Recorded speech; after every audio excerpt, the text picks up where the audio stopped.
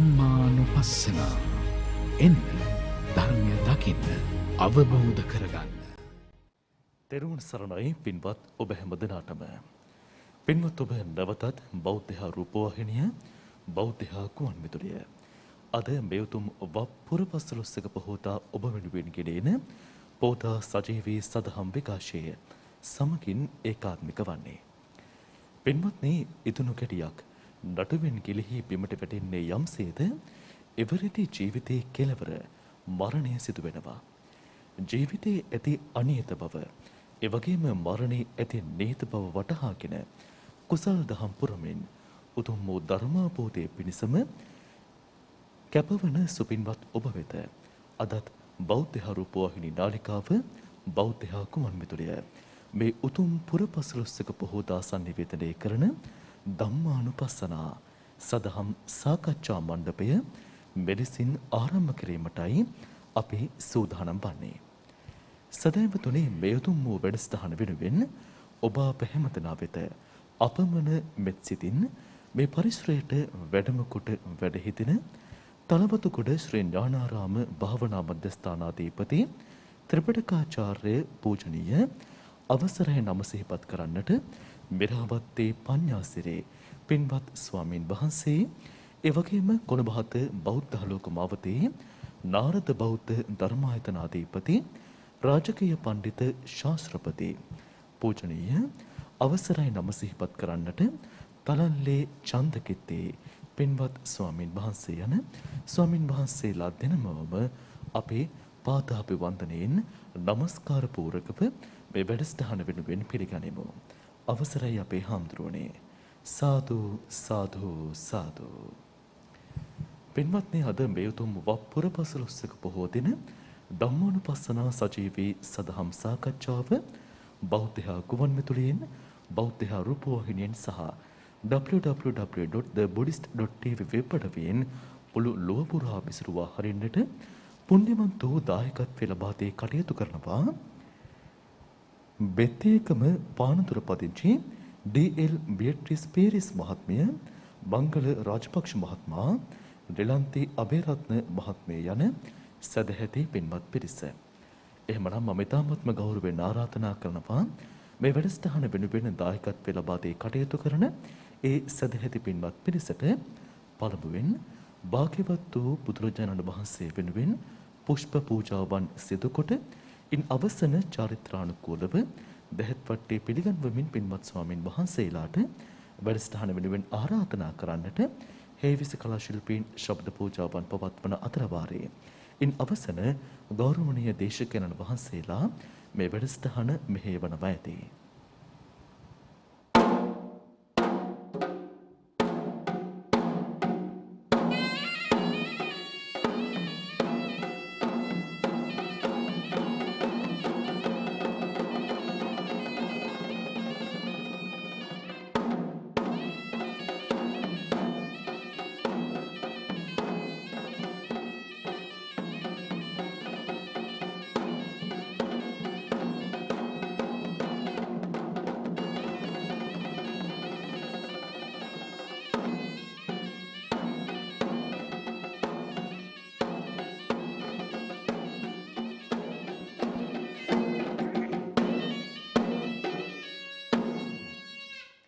සාදු සාදු සාදු.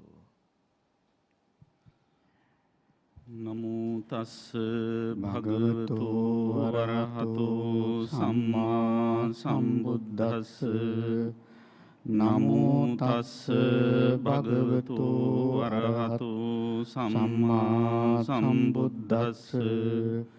නමෝ තස්ස භගවතු වරහතු සම්මා සම්බුද්දස්ස.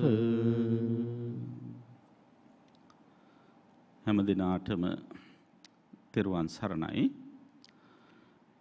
සදහැවත් වාසනාවන්ත පින්වත්නි, අද උතුම් වප්පුර පසළොස්වක පොහොය දවස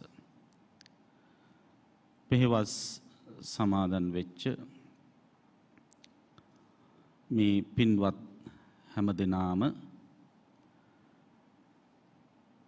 විශේෂයෙන්ම කොළඹ ශ්‍රී සම්බෝධි මහා විහාරයට පැමිණිලා සිටින පින්වතුන් වගේම බෞද්ධයා රූපවාහිනිය වටා ඒකරාශීව සිටින හැමෝම බොහොම උවමනාවෙන් බලා සිටින වැඩසටහන පෝදා ධම්මානුපස්සනා ධර්ම සාකච්ඡාව ශ්‍රවණය කරන්න නරඹන්න සැදී පැහැදී සිටින වෙලාව. විශේෂයෙන්ම වප්පුර පසළොස්වක පෝය කියන්නේ පෙරවස් සමාදන් වෙච්ච භික්ෂූන් වහන්සේලා මහා පවාරණයෙන් වස් පවාරණය කරන පෝය දවස. අදින් ආරම්භ කරන මේ මාසය චීවර මාසය නමින් හඳුන්වනු ලබන්නේ මේ ශාසනයෙහි සිදු කළ හැකි සුවිශේෂිතම පින්කමක් වන කටින මහා පුණ්‍යෝත්සවය සිදු කරන්නට හැකි මාසය හැටියට හඳුන්වන්නේ අදින් ආරම්භන මේ මාසය. සදහැවතුන්ට අප්‍රමාණ පින්දහම් සිදු කර ගන්නට පසුබිම සැකසෙන කාලය. ඉතින් මේ වටිනා පුණ්‍යවන්ත දවසේ අපි බලාපොරොත්තු වන්නේ ශ්‍රී සම්බෝධි මහා විහාරස්ථානයේ පෝදා සිල් වැඩසටහනේ මේ වෙලාවට නියමිත සාකච්ඡාව ධම්මානුපස්සනා ධර්ම සාකච්ඡාව ආරම්භ කරන්න. අදත් සුපුරුදු පරිදි ඔබ අප කෙරෙහි කරුණාවෙන් මෛත්‍රයෙන් මේ සාකච්ඡාව සුපෝෂණය කිරීම සඳහා වැඩම කර සිටිනවා. තලවතුගොඩ ශ්‍රී ඥානාරාම භාවනා මධ්‍යස්ථානාධිපති, ඩුබායිහි ශ්‍රී ලංකාරාම බෞද්ධ මධ්‍යස්ථානාධිපති, මොරගහහේන ආරණ්‍ය සේනාසනාධිපති, ත්‍රිපිටකාචාර්ය, අවිධර්ම විශාරද, කර්මස්ථානාචාර්ය, අපේ කල්යාණ මිත්‍ර අතිපූජනීය මිරහවත්තේ පඤ්ඤාසිරි මාහිම්පාණන් වහන්සේ අපේ හාමුදුරුවෝ පළමුවෙන්ම පාද නමස්කාර පූර්වක පිළිගන්නවා අපේ හාමුදුරනේ. මේ උතුම් ධම්මානුපස්සනා ධර්ම සාකච්ඡාව සඳහා සිය සදැහැති දායකත්වය ලබා දී කටයුතු කරන්නේ පානදුර බෙක්කේ ගම අංක 2 දරණ නිවසේ පදිංචි ඩී.එල්. බියට්‍රිස් පීරිස් මාතාව, මංගල රාජපක්ෂ පුතණුවන්, ලිලාන්ති අබේරත්න මහත්මණිය ඇතුළු ඒ පිරිස ඒකරාශී වෙලා වටිනා අරමුණු රාශියක් පෙරදරි කරගෙන මේ පින්කම සිදු කරන්නේ, මේ ධර්ම දානමය කුසලයේ සිදු කරන්නේ. නම් ගම් ගොඩක් තියෙනවා. සමහර වෙලාවට නම් වල උච්චාරණය හිමි වෙන්න පුළුවන්. නමුත් මම ඒ නම් ටික සිහිපත් කරන්නම්. බියට්‍රිස් පීරිස් මහත්මණියගේ ස්වාමි පුරුෂයාණන් වන පී.ඩී.එල්. රාජපක්ෂ මහත්මයාට පින් අනුමෝදන් කරන්න. බියට්‍රිස් මහත්මණියගේ මෑණියන් දෝන සිසිලින් මාතාව, පියාණන් වන ඩී.එල්.කේ. පීරිස් මහත්මයා, සහෝදරයන් වන පෝල්, නෙල්සන්, ජයතිස්ස, හියුබර්ට්, පියදාස පීරිස් කියන පින්වතුන්, එවැගේම කරෝලිස් රාජපක්ෂ, එබරන් රාජපක්ෂ, ආර්.එම්. පීරිස් කියන පින්වතුන්, ලිලාන්ති අබේරත්න මහත්මණියගේ දෙමාපියන්ට, නැන්දාට, මාමාට, ලාල්සේන අබේරත්න, සීලවතී අබේරත්න, මහින්ද ජයවර්ධන, ලීලාවතී පෙරේරා කියන පින්වතුන්ට පින් අනුමෝදන් කරන්න මේ පින්කම් සිද්ධ කරන්නේ. දේශකයන්න් වහන්සේලාට දිගාසිරි ප්‍රාර්ථනා කරනවා වගේම බෙක්කේගම කහපිටිය සුධර්මාලංකාර ස්වාමීන්ද්‍රයන් වහන්සේට ආශිර්වාද කරන්න බලාපොරොත්තු වෙනවා. බියට්‍රිස් පීරිස් මහත්මණියගේ සොහොයුරිය වන ධම්මදින්නා මෙහෙණින් වහන්සේට ආශිර්වාද කරන්න සෙත් ප්‍රාර්ථනා කරන්න බලාපොරොත්තු වෙනවා. ඒ වගේම ලිතිර, ලකින්දු, කියර රාජපක්ෂ දරුවන්, කීයටද තිසරද මන් දන්නේ, රාජපක්ෂ දරුවන්ට ආශිර්වාද කරන්න සෙත් ප්‍රාර්ථනා කරන්න බලාපොරොත්තු වෙනවා. ඒ වගේම ධර්ම දේශනාවට සහභාගී වූ සියලු දෙනාට සෙත් ප්‍රාර්ථනා කරන්න බලාපොරොත්තු වෙනවා. ඔක්තෝබර් මාසේ 22 වෙනි දින උපන්දිනය සිහිපත් කරන ඒ කිර රාජපක්ෂ පුතණුවන්ට කිරද තිසරද කිසර රාජපක්ෂ පුතණුවන්ට ආශිර්වාද කරන්න සෙත් ප්‍රාර්ථනා කරන්න බලාපොරොත්තු වෙනවා. ඒ වගේම ධර්ම දේශනාවට සහභාගී වූ සියලු දෙනාට නිරෝගී සුව ප්‍රාර්ථනා කරනවා. බියට්‍රිස් පීරිස් මහත්මනීගේ සුජීවත්ව සිටින සියලු ඥාතීන්ට නිරෝගී සුව ප්‍රාර්ථනා කරනවා. මංගල රාජපක්ෂ, ජයවර්ධන රාජපක්ෂ මහතුරුන්ට දිගාසිරි ප්‍රාර්ථනා කරනවා. ඉතින් පින්වත් බියට්‍රිස් පීරිස් මාතාවගේ ඒ පවුලේ පින්වතුන්ගේ සිතැඟි සිතුම් පැතුම් ප්‍රාර්ථනා බලාපොරොත්තු සියල්ල එලෙසින්ම ඉෂ්ට වේවා. පරලෝසපත් සියලු ඥාතීහු සුවපත් වෙත්වා. ආශිර්වාද කරන්නට බලාපොරොත්තු වන හැම දිනාට සියලු ආශිර්වාද උදා වේවා කියලා අපි පළමුවෙන්ම ප්‍රාර්ථනා කරනවා.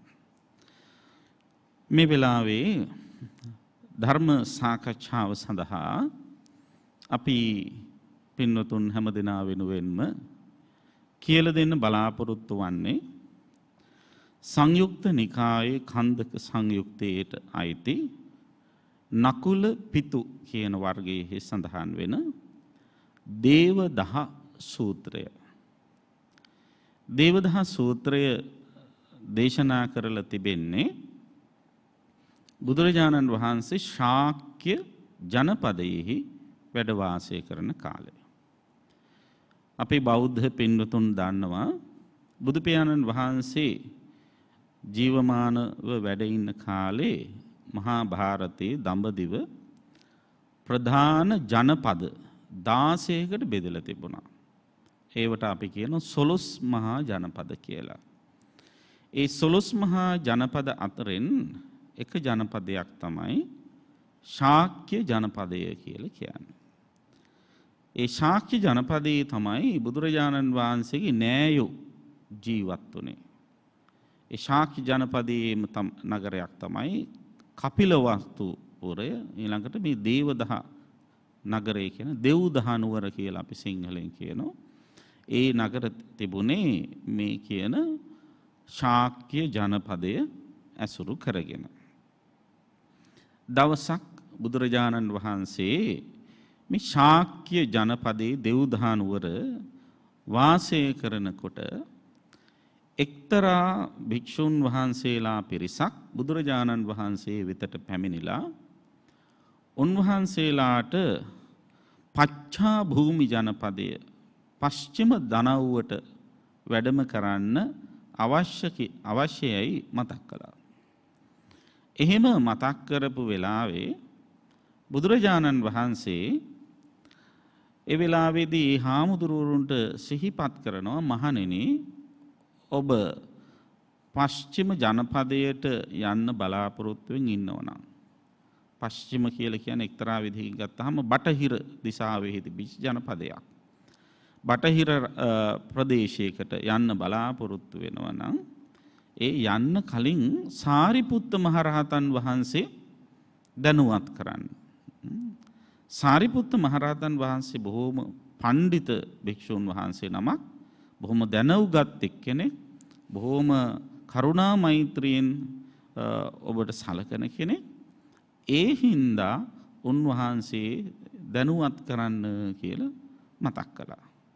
ඊට පස්සේ ඒ සිහිපත් කිරීමට අනුව අර ස්වාමින් වහන්සේලා සාරිපුත්ත මහරහතන් වහන්සේ මුණ ගැහිලා ඒ තමන්ගේ අවශ්‍යතාවය සිහිපත් කරාම එතෙන් පටන් සරියුත් මහරහතන් වහන්සේලා මුන්වහන්සේලාට ඒ ගමන යන්න කලින් අවශ්‍ය කරන සූදානම් වීම පිළිබඳව බොහොම අගනා ධර්මකාරණාවන්ගෙන් සමන්විත අනුශාසනාවක් කරනවා. අන්න ඒ අනුශාසනාව සහිත සූත්‍ර දේශනාව තමයි දේවදහ සූත්‍රය නමින් හඳුන්වන්නේ. මා කැමතියි අපේ පඤ්ඤාසිරි මාහිම්පාණන් වහන්සේගෙන් දැනගන්න අපේ හාමුදුරුවනේ, දැන් අපි දන්නවා භික්ෂුන් වහන්සේලා බුදුරජාණන් වහන්සේගේ ශ්‍රාවකයෝ. එතකොට දැන් ශ්‍රාවකයන් විදිහට ශාස්ත්‍රූන් වහන්සේ වෙතට ගිහිල්ලා ගමනක් යන්නට අවසර ඉල්ලද්දී මොකක් හේතු වෙන්නේ නැද්ද බුදුරජාණන් වහන්සේ ඒ ස්වාමින් වහන්සේලාට කියන්න සාරිපුත්ත මහරහතන් වහන්සේව දැනුවත් කරලා යන්න කියලා. ඇයි අපි හඳුරන්නේ එහෙම කියන්න හේතුව කියන කාරණාවත් අවධාරණය කරගෙන අපි මේ සාකච්ඡාවට ප්‍රවේශ වෙමු. තෙරුවන් සරණයි. අපගේ කල්යාණ මිත්‍ර ගෞරවනීය තලල්ලේ චන්දකිත්ති ස්වාමීන්ද්‍රයන් වහන්සේ. ඉතින් අද වප්පුර 15ක් පොහොව දවසේ අපි සාකච්ඡා කරන සූත්‍රය පිළිබඳව අපේ ස්වාමීන් වහන්සේ පින්නතුල්ලා දැනුවත් කළා. ඊටාම වටිනා සූත්‍ර දේශනාවක්. ඉතින් ස්වාමීන් වහන්සේ අහපු ප්‍රශ්නයත් එක්ක අපි බලනකොට ලෞතර බුදුරජාණන් වහන්සේ මේ භික්ෂුන් වහන්සේලා මෙහෙම චාරිකාවේ වඩින්නට අවසර ඉල්ලපු වෙලාවේ තථාගතයන් වහන්සේ ඒ භික්ෂුන් වහන්සේලාට මතක් කළා මේක සාරිපුත්‍රට මතක් කළාද මේ ගමන ගැන. ඒ වෙලාවේ භික්ෂුන් වහන්සේලා කිව්වේ අතර මතක් කරන්න බැරි වුණා. ඒ වෙලාවේ බුදුරජාණන් වහන්සේ වදාලා දැන් ඒ දේශනාවෙන් අපි ගත්තොත් මේ සාරිපුත්‍රයන් වහන්සේ මහා පඬිතයි ඒ වගේම පෘතු ප්‍රඥාව, ජවන ප්‍රඥාව, තීක්ෂණ ප්‍රඥාව, නිර්වේදක ප්‍රඥාවන්ගෙන් යුක්තයි.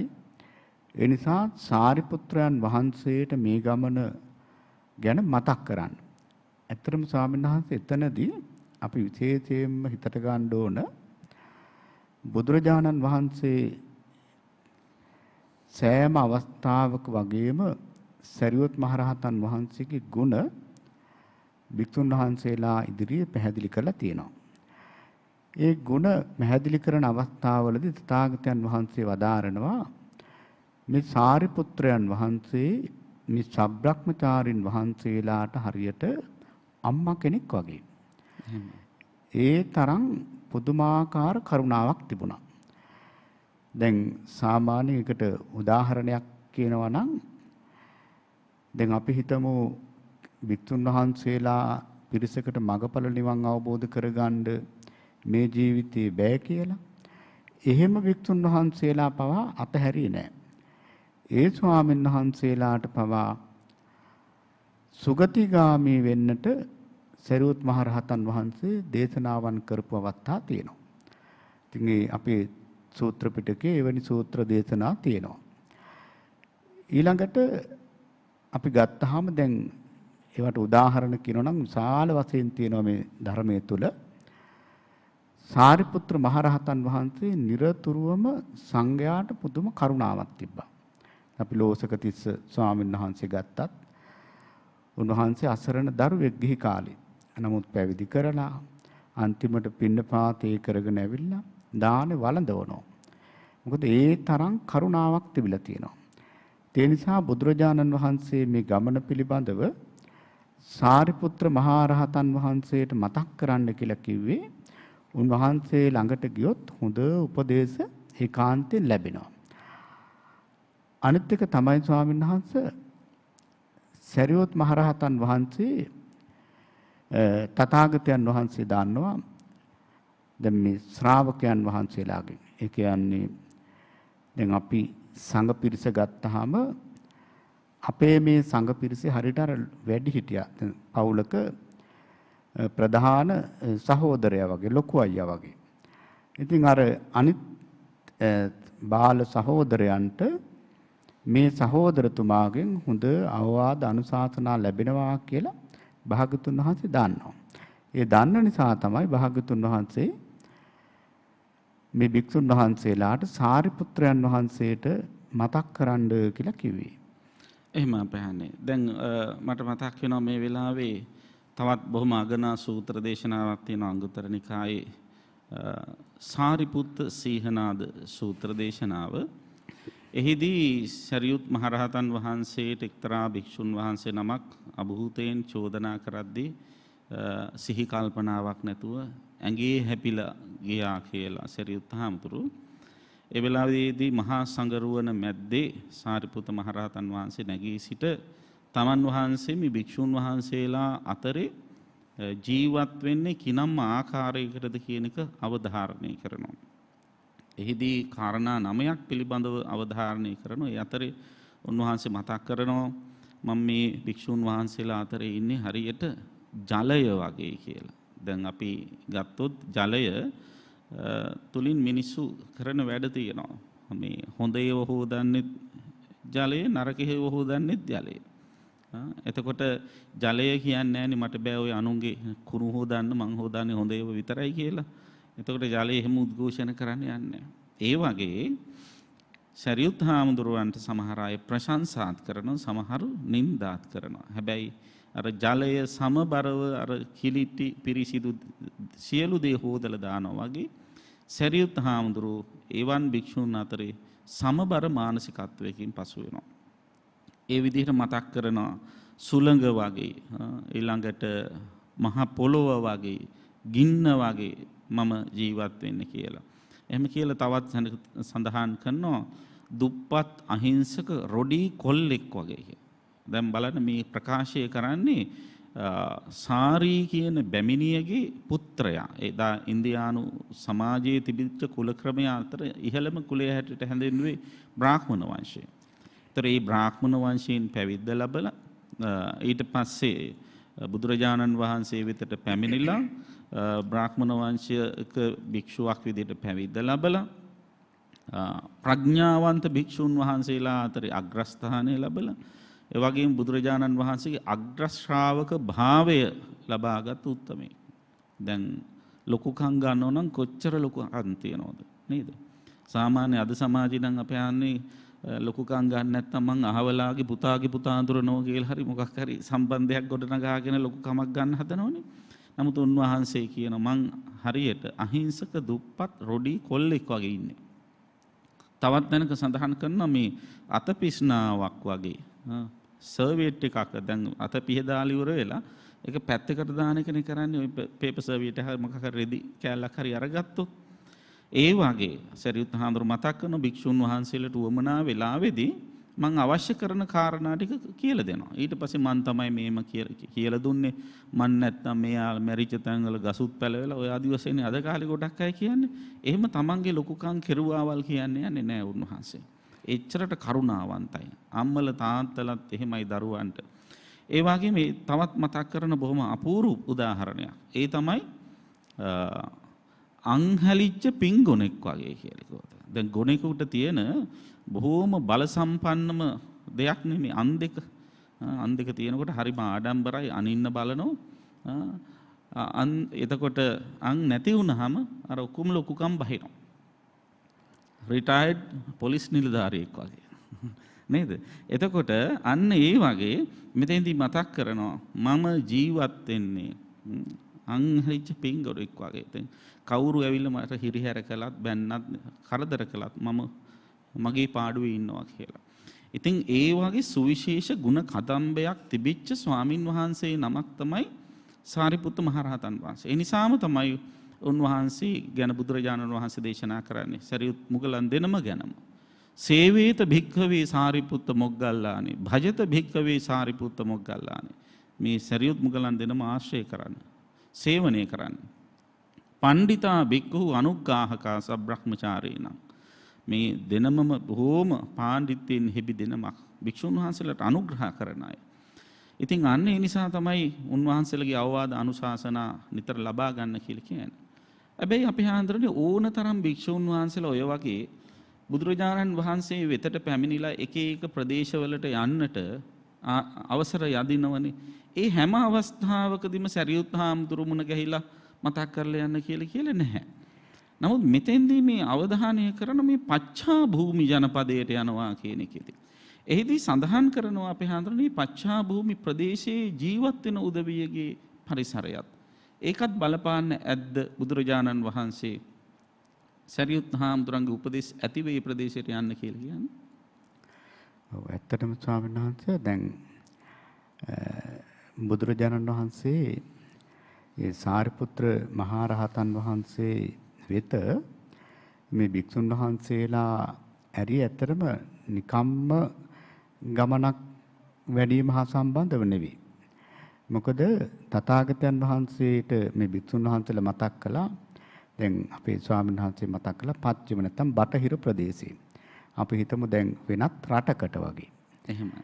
දැන් අද කාලේ වුණත් ස්වාමීන් වහන්සේලා ධර්ම ප්‍රචාරයේ කටයුතු වල නියැලෙනකොට දැන් අපි හිතුවොත් මුල් වකවානුවේ අපේ නාරද මහා ස්වාමීන්ද්‍රයන් වහන්සේලා වගේ ස්වාමීන් වහන්සේලා ওই බටහිර රටවල් වලට ධර්මයේ ප්‍රචාරය කරන්නට ගිය අවස්ථාවලදී අපි දැකලා තියෙනවා පොත්පත්වල.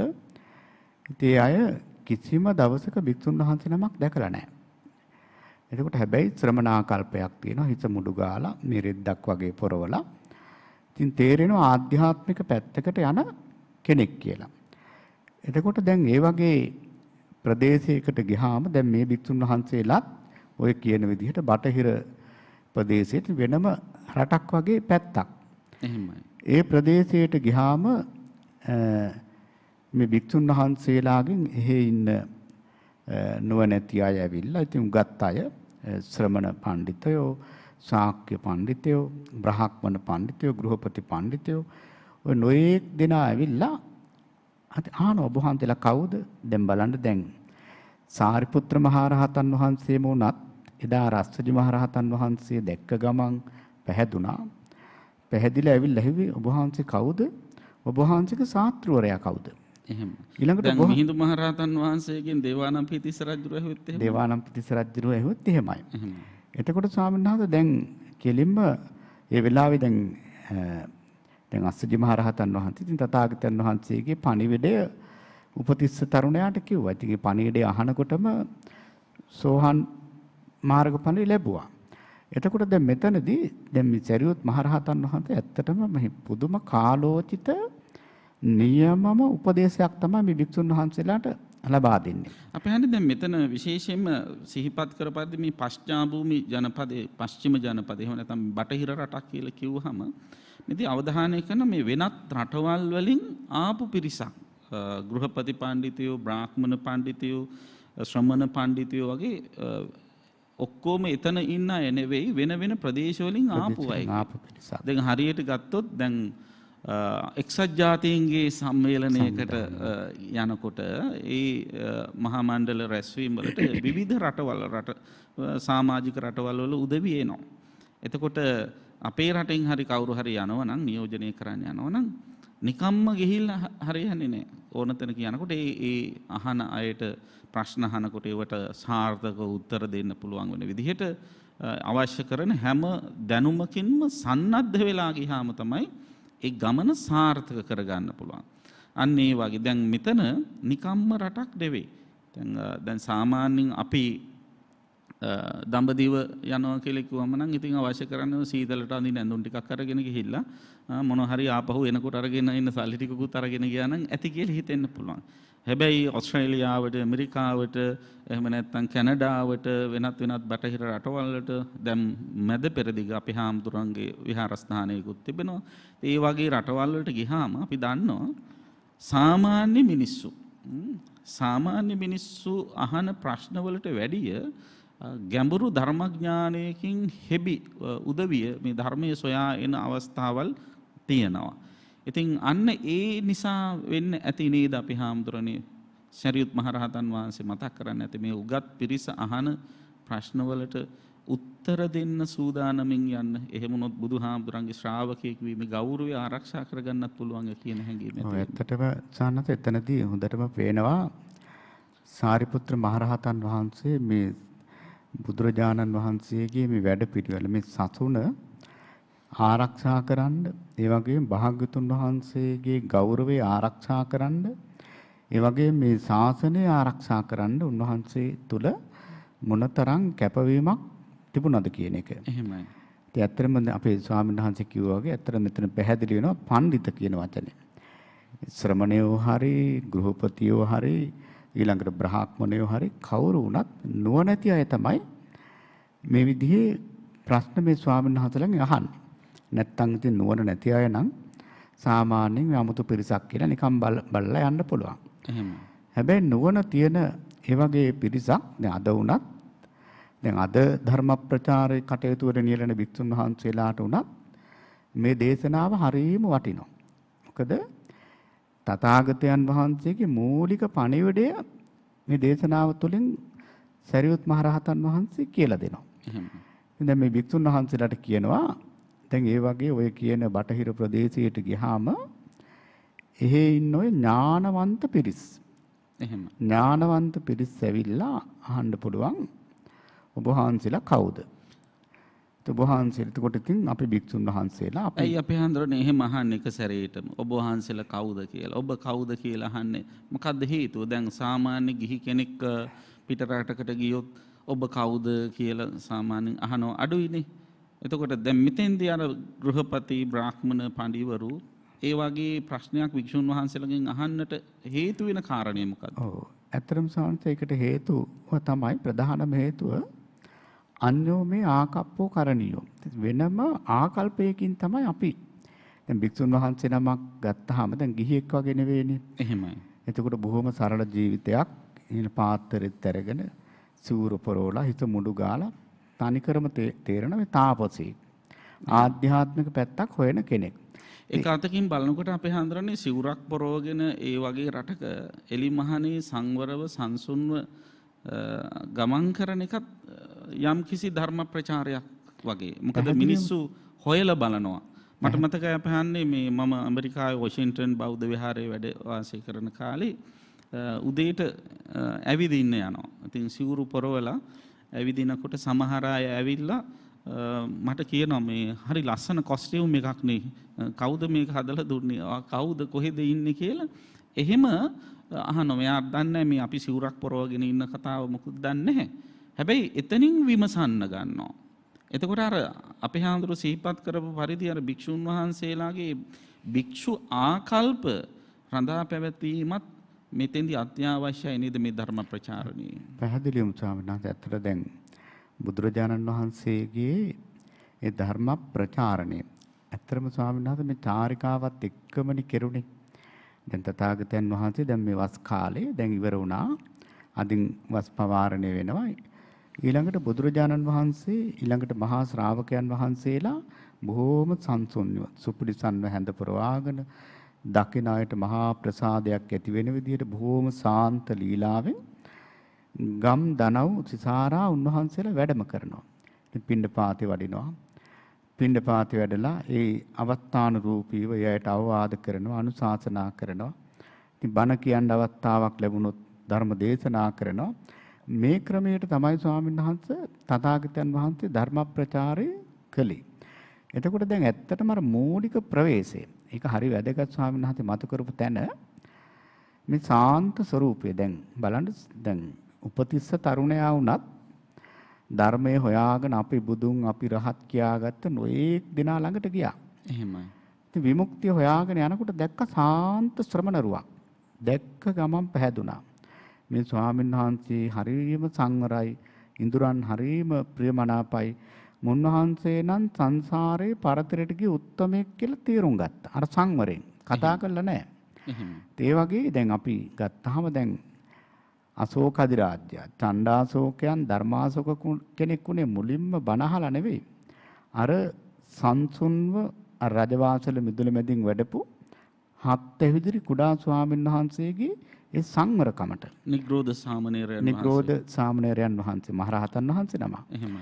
එතකොට ස්වාමීන් වහන්සේ ඇත්තටම ඕනම තැනක අපි බොහෝම සංසුන් ඒ වගේ බටහිර රටක හරි නැත්නම් අරාබි රටක හරි බොහෝම සාන්ත ලීලාවෙන් වැඩම කළොත් එයාට ඒ වැඩම කිරීමම ලොකු සැනසෙල්ලක් බවට පත් වෙනවා. එහෙමයි. ඉතින් එතන තමයි මෙතන ප්‍රවේශය. ඒ කියන්නේ තථාගතයන් වහන්සේ මේ සංවරය පිළිබඳව මේ සිවුරු පෙරවීම සම්බන්ධව හිතකේ ත්‍රැවුල් බෑම පිළිබඳව ඊළඟට මාර්ගයේ වඩින ආකාරය පිළිබඳව මේ සියල්ලම ස්වාමීන් වහන්සේ සිකපද වලින් උන්වහන්සේ මේව උපනං වලා තියෙනවා. එහෙමයි.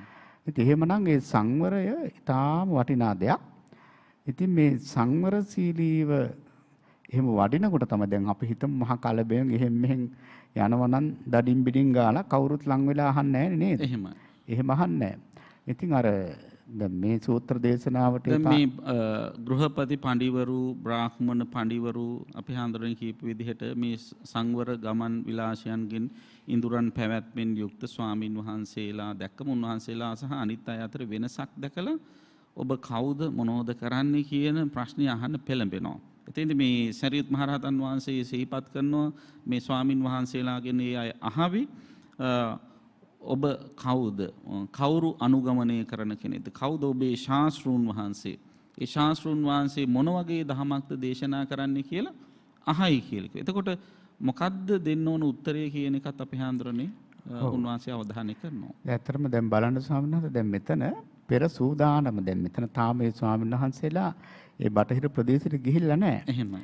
සරියුත් මහරහතන් වහන්සේ අහන්නේ ඒ වගේ ප්‍රදේශයකට ගියාම එහෙ ඉන්න උගත් අය ඇවිල්ලා අහනවා වහන්සේලාගේ හරි දැන් ශාස්ත්‍රුන් වහන්සේ ලෞතුරා බුදුරජාණන් වහන්සේ මොනවද මේ ශාස්ත්‍රය ඔබ වහන්සේට පුරුදු කරන්න කියන්නේ කුමන ධර්මයක්ද ඔබ වහන්සේලා මේ හිතකෙස් බාගෙන මේ රෙද්දක් පරවගෙන මේ සරල කාගෙන් හරි ලැබෙන දෙයක් වළඳගෙන මේ පාරක් තොටක් ගානේ මේ විදිහට මේ සරල ජීවිතයකින් ගත කරන්න ඔබ වහන්සේලාගේ ශාස්ත්‍රවරයා කුමන ධර්මයක්ද ඔබ වහන්සේලාට හුරු කරන්න පුරුදු කරන්න කියන්නේ කියලා ඇහුවොත් ඒකට උත්තර දෙන්න පුළුවන්ද කියලා ඇහුවා.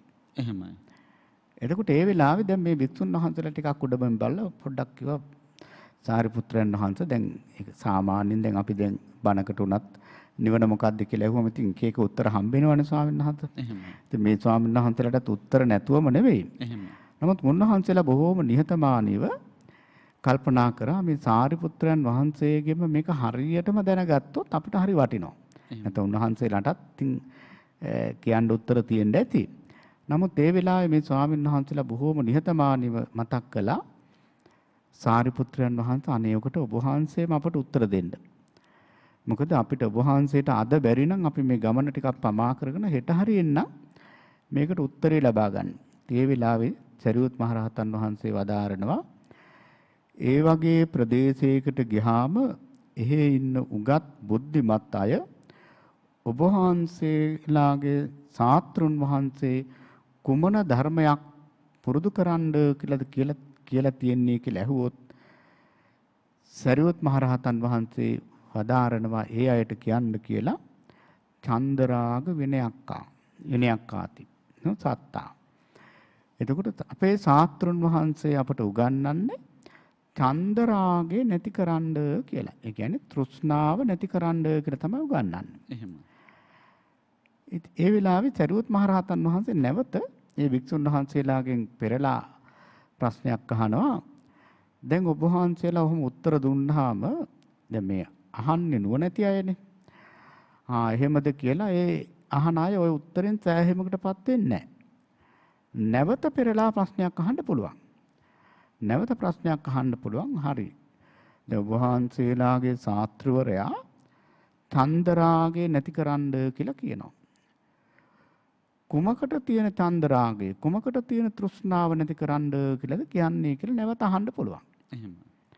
එහෙම ඇහුවොත් මෙන්න මෙහෙම උත්තර දෙන්න කියලා සරියුත් මහරහතන් වහන්සේ වදාරනවා මේ පංච උපාදානස්කන්ධයට තියෙන බැඳීම නැතිකරන්න කියලායි උන්වහන්සේ අපට කියා දීලා තියෙන්නේ. දැන් අපේ හාමුදුරුවෝ ටිකක් විතර ගැඹුරු ධර්මකාරණා රාශියකට ප්‍රවේශ වන්නයි දැන් සූදානම් වන්නේ. ඒ නිසා අපි ඉස්සෙල්ලම පැහැදිලි කරගනිමු අපේ හාමුදුරුවනේ චන්දරාගය කියන්නේ මොකක්ද කියන එක. දැන් බුදුරජාණන් වහන්සේ චන්දරාගය ප්‍රහාණය කිරීම සඳහා අපට අනුශාසනා කරලා තියෙනවා. මොකද්ද චන්දරාගය කියන්නේ කියන එක කොහොමද අපි ප්‍රේක්ෂක පින්නතුන්ට සරලව තේරෙන විදිහට කියන්නේ? ඇත්තටම ස්වාමීන් වහන්සේ මේක අපි මූලික වශයෙන් ගත්තොත් ලෝභයම තමයි. හැබැයි මේ ඡන්ද රාගය කියන එකේ අපි විශේෂයෙන් දැනගන්න ඕන අපි මේ ඡන්ද රාගයට නැත්තම් මේ කැමැත්තෙන්ම බැඳුනහම ලේසියෙන් ගලවන්න බෑ. එහෙමයි. අන්න ඒක හොඳට අපි හැමෝම අවධාරණය කරගන්න ඕන. දැන් යමක් කැමැත්තෙන්ම අපේ ඇඟේ ගහලා තිබ්බොත් අපිට පුළුවන් දෙකකින් මිදෙන්න. අපි දැන් හරි කැමතියි. එතකොට අපි හන්නේ කැමැත්තෙන් බැඳීම කියන අදහස ගත්තොත් අකමැත්තෙන් බැඳීමකුත් තියෙනවා. අකමැත්තෙන් සමහර වෙලාවට උදාහරණයක් වෙනන්න කියන්න පුළුවන්ද මොන වගේද? උදාහරණ දැන් සමහර අය ඒ කියන්නේ විවාහ වුණත් එහෙම ගන්න පුළුවන් නේද? ඔව්, දැන් කැමැත්තෙන්ම බැඳෙන අය තියෙනවා, කරගන්න දෙයක් නැති හින්දා බැඳෙන අය තියෙනවා. සමහරු කියන්නේ දැන් ඉතින් කරන්න දෙයක් නැහැ. ඔන්න හැදගෙන යනවා කියලා කියන්නේ අන්න ඒ වගේ එහෙමයි. අකමැත්තෙන් හැදගෙන යන ඒවාත් හැබැයි තියෙනවා. එතන කිසියම් බැඳීමක් තියෙනවා. කිසියම් බැඳීමක් තියෙනවා, වගකීමක්. එහෙම. එතකොට ස්වාමීන් වහන්සේ දැන් මෙතනදී අපි ඇත්තටම ගොඩක් සැලකිලිමත් වෙන්න ඕනේ මේ කැමැත්තෙන් බැඳීම. එහෙමයි. මොකද කැමැත්තෙන් ඕනම දෙයක් කල්පනා කරලා බලන්න ස්වාමීන් වහන්සේ අපි කැමැත්තෙන් යම් දෙයකට පෙළඹිලා ඉන්නවා නම් ඉස්සෙල්ලා අපි කැමැත්ත නැති කරන්න ඕන. එහෙමයි. කැමැත්ත නැති කරන්නේ නැතුව අපිට ඒ වැඩේ ඒක අයින් කරන්න පුළුවන් කමක් නැහැ. දැන් මේ චන්දරාගයේ ස්වභාවය තමයි ගලවන්න අමාරුයි කියලා කියන්නේ. අපි මේකට බැඳිලා තියෙන කැමැත්තෙන්. එහෙමයි. කැමැත්තෙන් බැඳිලා තියෙන නිසා අපට ගලවන්න බෑ. එහෙමනම් ස්වාමීන් වහන්සේ මේ චන්දරාගය තේරුම් ගන්න තථාගත ධර්මයේ තුල විශාල ධර්ම කොටස් තියෙනවා. එහෙමයි. දවසක් බුදුරජාණන් වහන්සේ ළඟට එනවා භද්‍රක ගාමිණී කියලා තරුණේ. ඉතින් මේ තරුණයා ඇවිල්ලා බුදුරජාණන් වහන්සේට මතක් කරන භාග්‍යවත් බුදුරජාණන් වහන්සේ මට දුකේ හට ගැනීමත් දුක නැති කිරීමත් කියලා දෙන්න. ඒ වෙලාවේ බුදුරජාණන් වහන්සේ මේ තරුණයාට කියනවා දැන් අහපු ප්‍රශ්නයෙන්ම තේරෙනවා මෙයා ඥානවන්ත කෙනෙක්. ඒ වෙලාවේ බුදුරජාණන් වහන්සේ වදාලා මම මේක අතීතෙන් කියන්න යන්නෙත් නෑ අනාගතෙන් කියන්න යන්නෙත් නෑ. මං වර්තමානයේම මේකට උත්තරයක් දෙන්නම්. ඉතින් මේ තරුණයා කියනවා ඒ වගේ උත්තර වලට තමයි මං කැමති. ඒ වෙලාවේ මෙයාගේ ගම මොකක්ද කියලා බුදුරජාණන් වහන්සේ අහලා ඉතින් මෙයා කියන උරුවෙල කප්ප කියන ගම තමයි මගේ ගම. ඒකේ ගම් මුලාදෑනියෙක් නැත්නම් ගම් ප්‍රධානියෙක් මම. ඒ වෙලාවේ තථාගතයන් වහන්සේ අර බලන්න දැන් ලොකු අමුතු අපබ්‍රංශ වලට යන්නේ නැහැ. දැන් මේ අද කාලේ සමහර ධර්ම කාරණා අල්ලගෙන සමහරලාට පුදුම වෙහෙසකටපත් වෙලා ඉන්න අවස්ථා තියෙනවානේ. නමුත් හොඳට සූත්‍ර දේශනා ගැන විමසනකොට ස්වාමීන් වහන්සේ හරියම සරල විදිහට තමයි තථාගතයන් වහන්සේ ඒවා තෝරලා දීලා තියෙන්නේ. මොකද මේ ධර්මය තියෙන්නේ ඒකාන්තයෙන් ඊතර වීම පිණිසමයි. ඒතර මේක තේරුම් ගත්තොත් තමයි අපිට මේකෙන් සැනසෙල්ල හදාගන්න පුළුවන්. ඉතින් දැන් බලන්න මේ තරුණයා අහපු දැන් මේ ප්‍රශ්නෙට දැන් අපෙන් ඔයගේ ප්‍රශ්නයක් ඇහුවා නම් අපිට ටිකක් කලබල වෙනවා.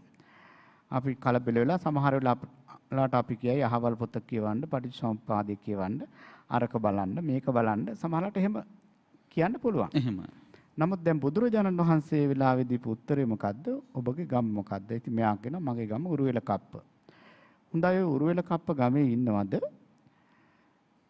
සමහර ඇතැම් අයට මොකක් හරි විපත්තියක්, කරදරයක්, පීඩාවක් නැත්නම් මරණයක් වගේ දෙයක් වුණොත් ඔබට ගොඩාක් දුක දැනෙන අය ඒ ගමේ ඉන්නවද?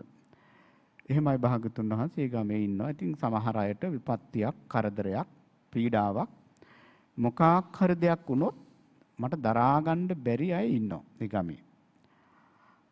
ඊළඟට නැවත බුදුරජාණන් වහන්සේ අහන ඔය ගමේම ඉන්නවද මොනවාරි විපත්තියක්, කරදරයක් නැත්නම් මරණයක් වගේ දෙයක් වුණොත් ඔබට කිසි ගාණක් නැතුව ඔබට දුකක් දැනෙන්නේ නැති පිරිසකුත් ඉන්නවද? එහෙමයි භාගතුන් වහන්සේ සමහර පිරිසක් ඉන්නවා. ඉතින් ඒ අය මට උන්නත් එකයි මලත් එකයි මට කිසි ගැටලුවක් නැහැ. ඉතින් බුදුරජාණන් වහන්සේ අහන එක හරි පුදුම කතාවක්නේ. ඔබ දැන් මේ ගමේ ප්‍රධානියෙක්. එකම ගමේ පිරිසකට විපත්තියක් වුණාම ඔයාට ගොඩාක් දැනෙනවා. හැබැයි තව පිරිසකට ඒ විපත්තියක් වුණාම ඔයාට දැනෙන්නේ නැහැ. මෙයාගෙන්ම අහනවා මේකට හේතුව මොකක්ද කියලා. එතකොට භද්‍රගාමිණී ටිකක් කල්පනා කරලා කියන ඥානවන්තයි. මෙයා කියනවා ස්වාමීනි අර දුකක් මට ඇති වෙන්නේ ඒ පිරිස කෙරෙහි මගේ ලොකු කැමැත්තක්, චන්දරාගයක් තියෙනවා. ඒ චන්දරාගය නිසා තමයි, ඒ කැමැත්ත නිසා, ඇල්ම නිසා, සෙනෙහවන්තකම නිසා තමයි මේ දුක හටගන්නේ. ඒ වෙලාවේ බුදුරජාණන් වහන්සේ වදාारण ඔන්න ඕකයි කියනවා ධර්මය. එහෙමනම් දුක හටගන්නේ ඇත්තටම අපි විඳින සෑම වේදනාවක් පිටිපස්සෙම තියෙන නිසා මේ කැමැත්ත. ඉතින් එහෙමනම් කැමැත්ත මුල් කරගෙන තමයි දැන් ඒක අපට හොඳට තේරෙනවා. දැන් බලන්න මේ ලෝකේ කොච්චර මිනිස්සු මැරුණත් අපිට කිසි ගාණක්වත් නැහැනේ. නමුත් අපිට සමීප අපි බොහොම බැඳිලා ඉන්න කෙනෙකුට ඒ වගේ විපත්තියක්, කරදරයක් වුණොත් අපිට දරා ගන්න බෑ. ඒ නිසා භාගතුන් වහන්සේ පැහැදිලි කරනවා මෙන්න මේක තමයි මේ දුකේ හට ගැනීම තමයි මෙන්න මේ චන්දරාගය. කියන්නේ අපි හන්නේ දැන් කැමැත්තෙන්ම එතන බැඳෙනවා. එහෙමයි. කැමැත්ත මුල් වෙනවා මේ දුකට කියන එක. දැන් සමහර වෙලාවට අපේ හාන්දරනේ සමහර දේවල් වලට අපි කැමති වෙනවා කෙනෙක් දුකටපත් වෙනවටත්. දැන් අපි හාන්දරු සිහිපත් කළසේ මේ බද්දක ගාමිනී කැමති නෑ එයාට බැඳිලා ඉන්න අය දුකටපත් වෙච්ච නිසා. දැන් සමහර අය දුකටපත් වෙන තරමට අපේ කැමැත්තත් තියෙන අවස්ථා තියෙනවනේ අපේ හාන්දරනේ. සමහරු අපිට ඇහිලා තියෙන යානම් මැරිච් එකමයි හොඳ කියලා කියන අවස්ථා තියෙනවා. එයාට නම් එහෙම විඳින්න ඔය වගේ මේ කරදර විඳින්න වෙච්ච එකමයි හොඳ කියලා එහෙම හැඟීමක්. එතකොට එතන තියෙන්නේ කැමැත්තක්ද කැමැත්ත මුල් කරගත්ත වංචක ධර්මයකින් එන ද්වේෂයක්ද මොකක්ද අපේ හඳුනන මේ කැමැත්ත? ඔව් ඇත්තටම ස්වාමීනාත් එතන තියෙන්නේ ද්වේෂය. එහෙම. නෑ ඇත්තටම එතන අපි ඒකට පුංචි කතාවක් කියන්නම්. දැන් එහෙම කැමැත්ති අර අමුතු ස්වરૂපයෙන් එහෙම ආශාවන් එනවා. දැන් එක කෙනෙක් දැන් එයාට යම්කිසි උපාසකෙක් එයාට යම්කිසි කෙනෙක් නිතර කරදර කරනවා. එක එක වචන කියනවා. ඊළඟට එයාව පහත් කරනවා. ඉතින් මේක විඳින කෙනා කල්පනා කරා දැන් මෙයා මට මේ නිතරම මේ විදිහට මේ කරදර කරනවා, මාව පීඩාවටපත් කරනවා, මට බයිනවා, මම දැක්කම කෙල ගහනවා, ඔය වගේ ප්‍රශ්න එනවානේ. එහෙමයි. ඉතින් දැන් මෙයා කල්පනා කරා මම හොඳ වැඩක් කරන්න කියලා මෙයා මෛත්‍රී වඩන්න ගත්තා එයාට. එහෙම. හොඳට මෛත්‍රී වඩනවා දැන් අර බයින කෙනාට, දොස් කියන කෙනාට. ඉතින් මෛත්‍රී වඩන පුජ්‍යලයා මට ඇවිල්ලා දවසක් කියනවා ස්වාමීන් වහන්සේ මම හොඳ වැඩක් කරා අහවලාට මට දැන් මේ විදියට මෙහෙම කරනවා, මට දොස් කියනවා, මට බයිනවා, ඊළඟට මං හොඳටම දන්නවා මාව පීඩාවටපත් කරනවා, මං හොඳට මෛත්‍රී වඩන්නේ ස්වාමීන් වහන්සේ. මෛත්‍රී වඩන කෙනෙකුට ඒ විදියට දොස් පරොස් කියනකොට යාට කර්ම විපාකේ වැඩිනේ. එහෙම. එතකොට දැන් කර්ම විපාකයේ හොඳට ලබා දෙන්න තමයි දැන් මේ මෛත්‍රී වඩන්නේ. දැන් එතකොට දැන් බලන්න එතන දැන් මෙයාගේ සිතේ ස්වභාවය තියාගේ කැමැත්ත තියෙන අරයට හානියක් කරන්නේ. එතනත් වංචක ධර්මයක්. වංචක ධර්මයක්. මෛත්‍රී වේශයෙන් ද්වේෂය ක්‍රියාත්මක. පැහැදිලිවම වංචක ධර්මයක්. එතකොට ස්වාමීන් වහන්සේ දැන් එතන බලන්න මෛත්‍රී වඩන දැන් බැලුමට මෛත්‍රියක්. නමුත් ඇතුලින් තියෙන මහා ද්වේෂයක්. සාමාන්‍ය අපේ හන්දරනේ දැන් සඳහන් කරලා තියෙනවමනේ මෛත්‍රී කරනකොට අතිශයින්ම ප්‍රිය එක්කෙනාටත් ඉස්සෙල්ලා මෛත්‍රී කරන්න එපා. එතකොට රාගය ඇවිස්සෙනවා. අතිශයින්ම අප්‍රිය එක්කෙනාටත් තරහකාරයටත් ඉස්සෙල්ලාම මෛත්‍රී කරන්න එපා. එතකොට ද්වේෂය එනවා. ද්වේෂය ඇති වෙනවා. අර සඳහන් කරනෝනේ කතාවක් තියෙන මම අහපු මේ ධර්මපාලතුමාට හරියට කරදර කරපු කෙනෙක් නේ ඔය බුද්ධගයා බේරා ගැනීම සටනේදී මේ මහන්තා කියලා කියන්නේ. ඉතින් නඩු දාලා හරියට හිරිහැර කරදර කරලා ඉන්න වෙලාවක ධර්මපාලතුමා කල්පනා කරනවා මේ මෛත්‍රී භාවනාව හරි වැදගත් බලගත් භාවනාවක් නේ. මෛත්‍රියෙන් ඕන කෙනෙක් හරව ගන්න පුළුවන්. මෙයාට මෛත්‍රී කරලවත් මෙයාගේ හිත වෙනස් කරන්න ඕන කියලා මහන්තගේ ෆොටෝ එකක් අරගෙන ගිහිල්ලා කාමරේ වහලා දොර වහගෙන දැන් මේ ෆොටෝ එක දිහා බලාගෙන භාවනා කරනවා. මහන්තා සුවපත් වේවා, මහන්තා නිදුක් වේවා, මහන්තා නිරෝගී වේවා කියලා දෙහිබීට කියනවලු. ඔය අතර යටිහිතේ නවලු මේ මිනිහ තමයි මට නඩු දැම්මේ, මේ මිනිහ තමයි මගේ ඔළුව පැලුවේ කියන්නේ යටිසිතින් මේ අදහස් එනවා. එහෙම එනකොට අර මෛත්‍රී කරන ස්පීඩ් එක වැඩි වෙනවා. මහන්තා සුවපත් වේවා, මහන්තා නිදුක් වේවා, මහන්තා නිරෝගී වේවා කියලා දැන් වේගي වැඩි වෙගෙන ගිහිල්ලා ටික වේලාවක් ගිහිල්ලා බලනකොට අපේ හන්දරනේ එක සැරේටම දොර වහගෙන ධර්මපාලතුමා එළියට යනවා. ඇහුණලු ඒ වැඩ කරපු එක්කෙනෙකුට. ඉතින් එළියට ගිහිල්ලා ඉන්න වෙලාවේ අර දොර අරගෙන කාමරේට ගිහිල්ලා බලනකොට මහන්තගේ පින්තූරේ කෑලි වලට ඉරලා විසි කරලා ගිහිල්ලාලු. ඒ කියන්නේ අතිශයින්ම තරහකාරයට ඉස්සෙල්ලාම මෛත්‍රී කරන්න යනකොට කොහොමද වෙන්නේ ඒක? දැන් තරහකාරයෝ ගොඩාක් ඉන්නවා. ඒ ගොඩාක් තරහකාරයෝ අතරේ වැඩිම තරහකාරය තෝරගන්න නම් එයා බැනපුව වැඩියෙන් හිතන්න වෙනවා. කියපුව වැඩියෙන් හිතන්න වෙනවා. එතකොට ඒ කියපු කරපුව වැඩියෙන් හිතනකොට දන්නේම නැතුව ඒ හිතන එක්කෙනාගේ හිතේ ද්වේෂය විසෙන්න ගන්නවා. ඉතින් අන්න ඒ නිසා ද්වේෂය කියන එක මෛත්‍රී ස්වරූපයෙන් එන්නත් පුළුවන්, වෙනත් ක්‍රමවලට එන්න පුළුවන්. අපි හන්නේ මට මතකයි තවත් අපි හඳුර මේ කැමැත්ත නිසා ද්වේෂය හට ගන්නවා කියන එක පැහැදිලි කරන්න හොඳ ලස්සන සූත්‍රයක් තමයි අපන්නේ ප්‍රේම දෝෂ සූත්‍රය. ප්‍රේමය කියන්නේ කැමැත්ත ආදරයනේ. ඒකෙත් සඳහන් කරනවා ප්‍රේමා දෝසෝ ජායති.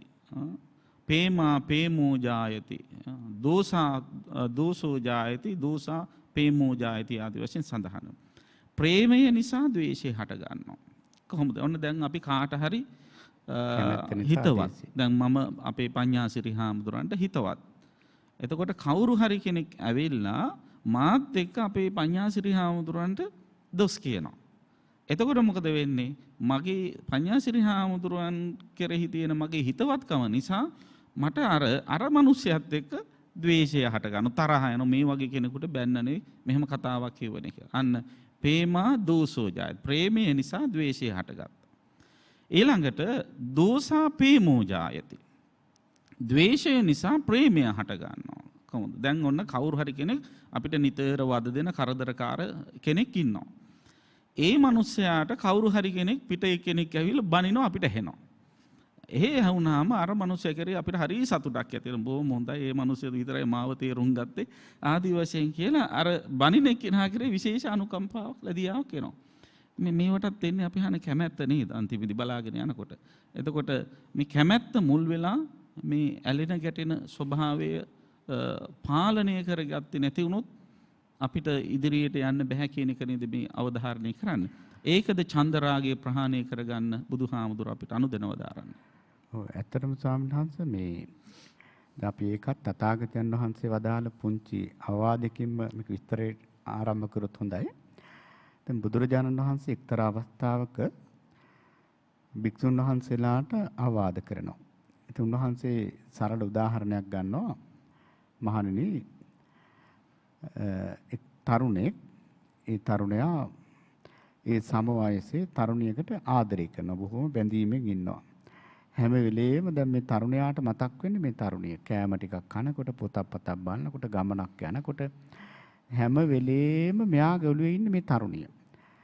ඉතින් දැන් බොහොම කැමැත්තෙන් බැඳිලා ඉන්න අවස්ථාවක මේ තරුණයාට මේ තරුණිය දකින්න හම්බ වෙනවා වෙනත් තරුණයෙක්ගේ අතින් අල්ලගෙන බොහොම සතුටෙන් පාර යනවා.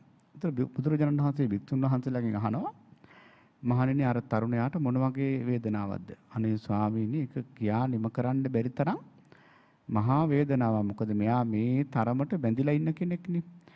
ඉතින් මේ තරුණයා මොකද කරන්නේ? මේ තරුණිය ළඟට ගිහිල්ලා තරවට්ටු කරලා අවවාද කරලා මේ වැඩේ කරන්න එපා. මේක ගැලපෙන්නේ මේ ආදි වශයෙන් අවවාද කරනවා. ඉතින් මේ අවවාදේ මේ තරුණිය පිළිටන්නේ. ඉතින් මේක දිගින් දිගටම මේ වැරද්ද වෙනවා. ඉතින් අන්තිමට මේ තරුණයා කල්පනා කරනවා මම මේ බැඳීමක් නිසා පුදුම දුකක් විඳිනවා. ඉතින් මේ අනිත් එක මේ තරුණිය නැත්තම් මේ ළමයා හදාගන්න පුළුවන් කෙනෙකුත් නෙවෙයි. ඉතින් මෙයා හොඳට කරුණු තේරුම් අරගෙන බොහොම කලකිරිලා සම්පූර්ණයෙන්ම මේ තරුණිය අතහැරලා දානවා. සම්පූර්ණයෙන්ම අතහැරලා දානවා. කිසිම බැඳීමක් සම්බන්ධයක් මොකුත් නැහැ. ඉතින් දැන් සම්පූර්ණයෙන්ම අතහැරලා දාපු මේ තරුණයාට ඔන්න ආයේ පාරට යනකොට අර තරුණිය පාරේ යනවා වෙනත් තරුණයෙක් එක්ක අර විදිහටම. ඉතින් බුදුරජාණන් වහන්සේ භික්ෂුන් වහන්සේලාගෙන් අහනවා මහණෙනි දැන් කොහොමද අර තරුණයාට මොකද්ද හිතෙන්නේ? ඉතින් භික්ෂුන් වහන්සේලා උත්තර දෙනවා ස්වාමීනි ඒ තරුණයාට කිසි ප්‍රශ්නයක් නැහැ. මොකද ඒ තරුණයා අර බැඳීම අතහැරියා. අතහැරපු නිසා යාට එහෙම ගැටලුවක් නැහැ. එහෙමනම් ස්වාමීන් වහන්සේ මේ බැඳීම් කියන දේවල් ඔය බැඳීමක් මුල් වෙලා තමයි ස්වාමීන් එතන තමයි සෑම අර්බුදයක්ම තියෙන්නේ. එහෙම. සෑම වෙනසීමක්ම තියෙන්නේ. සෑම පිරිහීමක්ම තියෙන්නේ බැඳීමක් මුල් කරගෙන. ඉතින් එහෙමනම් දැන් බුදුරජාණන් වහන්සේ මේ භික්ෂුන් වහන්සේලාට වදාරනවා මහණෙනි මේ බැඳීම් නැත්තම් මේ ලෝභය නැත්තම් මේ ඡන්ද රාගය දුරු කරන්න. එහෙම. මොකද ස්වාමීන් වහන්සේ දැන් අපේ දැන් තථාගතයන් වහන්සේගේ මූලික ඉගැන්වීම තියෙන්නේ දැන් මේ සූත්‍ර දේශනාවෙම පැහැදිලි වෙනවා. දැන් අපේ මේ පැවිදි ජීවිත දැන් ඒ වගේම මේ ගිහි ජීවිත ගත කරන මේ ප්‍රතිපත්ති පුරන අද මේ පියවස් සමාදන් වෙලා සිටින හැම දිනාගේම ඒකායන පරමාර්ථය තමයි මේ ආසාව නැති කිරීම. මොකද ආසාව නැත්තම් මේ බැඳීම මේ ඡන්ද රාගය නිසා තමයි අපි ඉපදී මෙරි මේ දීර්ඝ ගමනක් යන්නේ. දැන් බලන්න අපහන් මෙහෙම ඇහුවොත් ආසාව නැති කරන්න තියෙන්නේ ආසාවක් වුණොත් දැන් සවනස මෙහෙමයි. ඒකට ආශාවද කියන්නේ එහෙම නැත්නම් ඒක වෙන කුසල ඡන්දය කියලා වචනේ පාවිච්චි කරන්න පුළුවන්. කුසල ඡන්දය කියලා කියන්න පුළුවන්. දැන් ඇත්තටම දැන් ඡන්දයක් නැතුව අපිට මේක වැඩේ ප්‍රවේශයක් ගන්න බෑනේ. එහෙමයි. දැන් ඡන්ද රාගය කියන එකයි හොඳ නැත්තේ. කුසල ඡන්දය හොඳයි නේද? කුසල ඡන්දේ හොඳයි. ඇත්තටම කුසල ඡන්දය කියන්නේ මොකද්ද? කුසල ඡන්දේ කියලා කියන්නේ සත ඇත්තටම දැන් ඡන්දේ කියන්නේ කොහොමද කැමැත්තනේ. එහෙමයි. එතකොට කුසල් වඩන්න. ඒ කියන්නේ ඇත්තටම කුසලයේ කියලා කියන්නේ රාග දේශ මොහ නැතිකමනේ. එතකොට රාග දේශ මොහ නැතිකම දියුණු කරන්න තියෙන කැමැත්ත. ඒ කැමැත්තට ස්වාමීන් වහන්සේ සීල් සමාදන් වෙන්න පුළුවන්. දන් දෙන්න පුළුවන්. දැන් බලන්න ගොඩ ගහාගෙන ඉන්න දේවල් ටිකක් දන් දෙනවා කියන්නේ අරක අර ප්‍රාථමික වශයෙන් ඒ ලෝභය නැති කරන්න ඒක උපකාරයක් වෙනවා. අපේ හන්ද හොඳ තැනකට ආව. දැන් සිල් සමාදන් වෙන බණ භාවනා කරන රාග ద్వේෂ මෝහ නැති කිරීමේ කැමැත්තෙන් තමයි ඒක කරන්න ඕනේ. එතකොට තමයි ඒක කුසල ඡන්දයක් වෙන්නේ. පැහැදිලිවම නැත්තම් මේ දැන් සිල් සමාදන් වුණාම මරණින් පස්සේ ස්වර්ගයට යන්න පුළුවන්, දිව්‍ය ලෝකයට යන්න පුළුවන් කියන හැඟීම මුල් කරගෙන කවුරු හරි සිල් ගන්නවොත් එතන කුසල ඡන්දයේද තියෙන්නේ?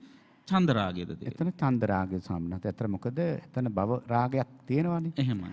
ඒ ඇත්තටම දැන් මේකෙදී අපි බෞද්ධයන් හැටියට විශේෂයෙන්ම හිතට ගන්න ඕන දේ තමයි මේ ඡන්ද රාගය නැති කරන්න සාමනහස අපි අනිත්‍ය සංඥාව තමයි ප්‍රගුණ කරන්න ඕන. එහෙමයි.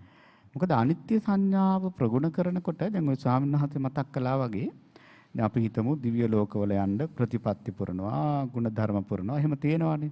එහෙමයි. හැබැයි අනිත්‍ය සංඥාව ප්‍රගුණ කරනකොට එහෙම කොහෙටවත් ඇලීමක් ඇති වෙන්නේ නැහැ. එහෙමයි.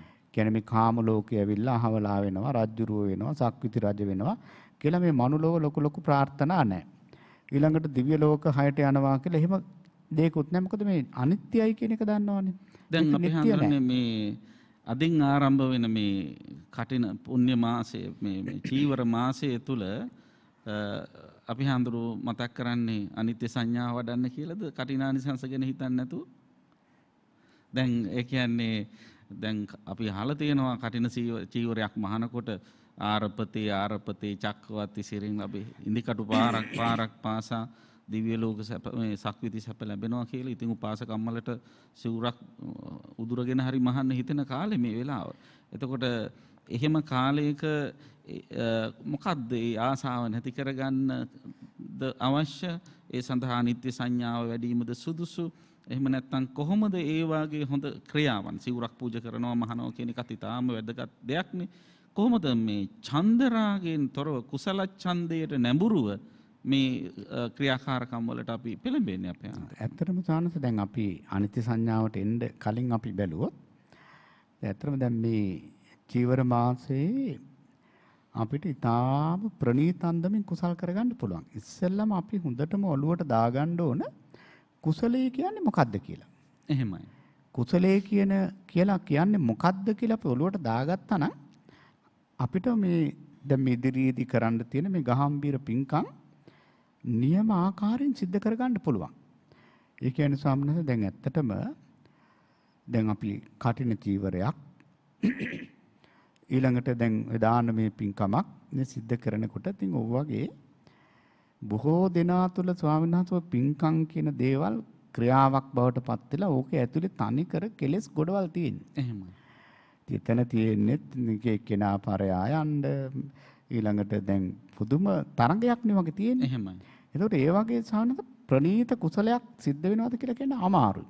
ඒ නිසා අපි දක්ෂ වෙන්න ඕන අනේ මේ දානය බෙදීම තුළ චීවර පූජාව තුළ හැම ක්‍රියාවක් තුළදීම මගේ සිතට නම් ලෝභයක් ඇති වෙන්න මං ඉඩ තියාගන්නේ කිසිම කැළඹීමක් කිසිම ගැටීමක් මගේ හිතේ මේ ක්‍රියාව තුළ මේ පුණ්‍ය කර්මය තුළ මම සිද්ධ කරගන්නේ මෙන්න මේ විදිහට ස්වාමීනාත් හොඳ අදිෂ්ඨාන සීලීව බොහොම සිහිය දියුණු කරලා අපිට ඔය දැන් ඉදිරියේදී ස්වාමීන් වහන්සේ අපි හන්නේ දැන් සිවුරක් මහන වෙලාවට මේ යෝජනාව හොඳ වෙයිද?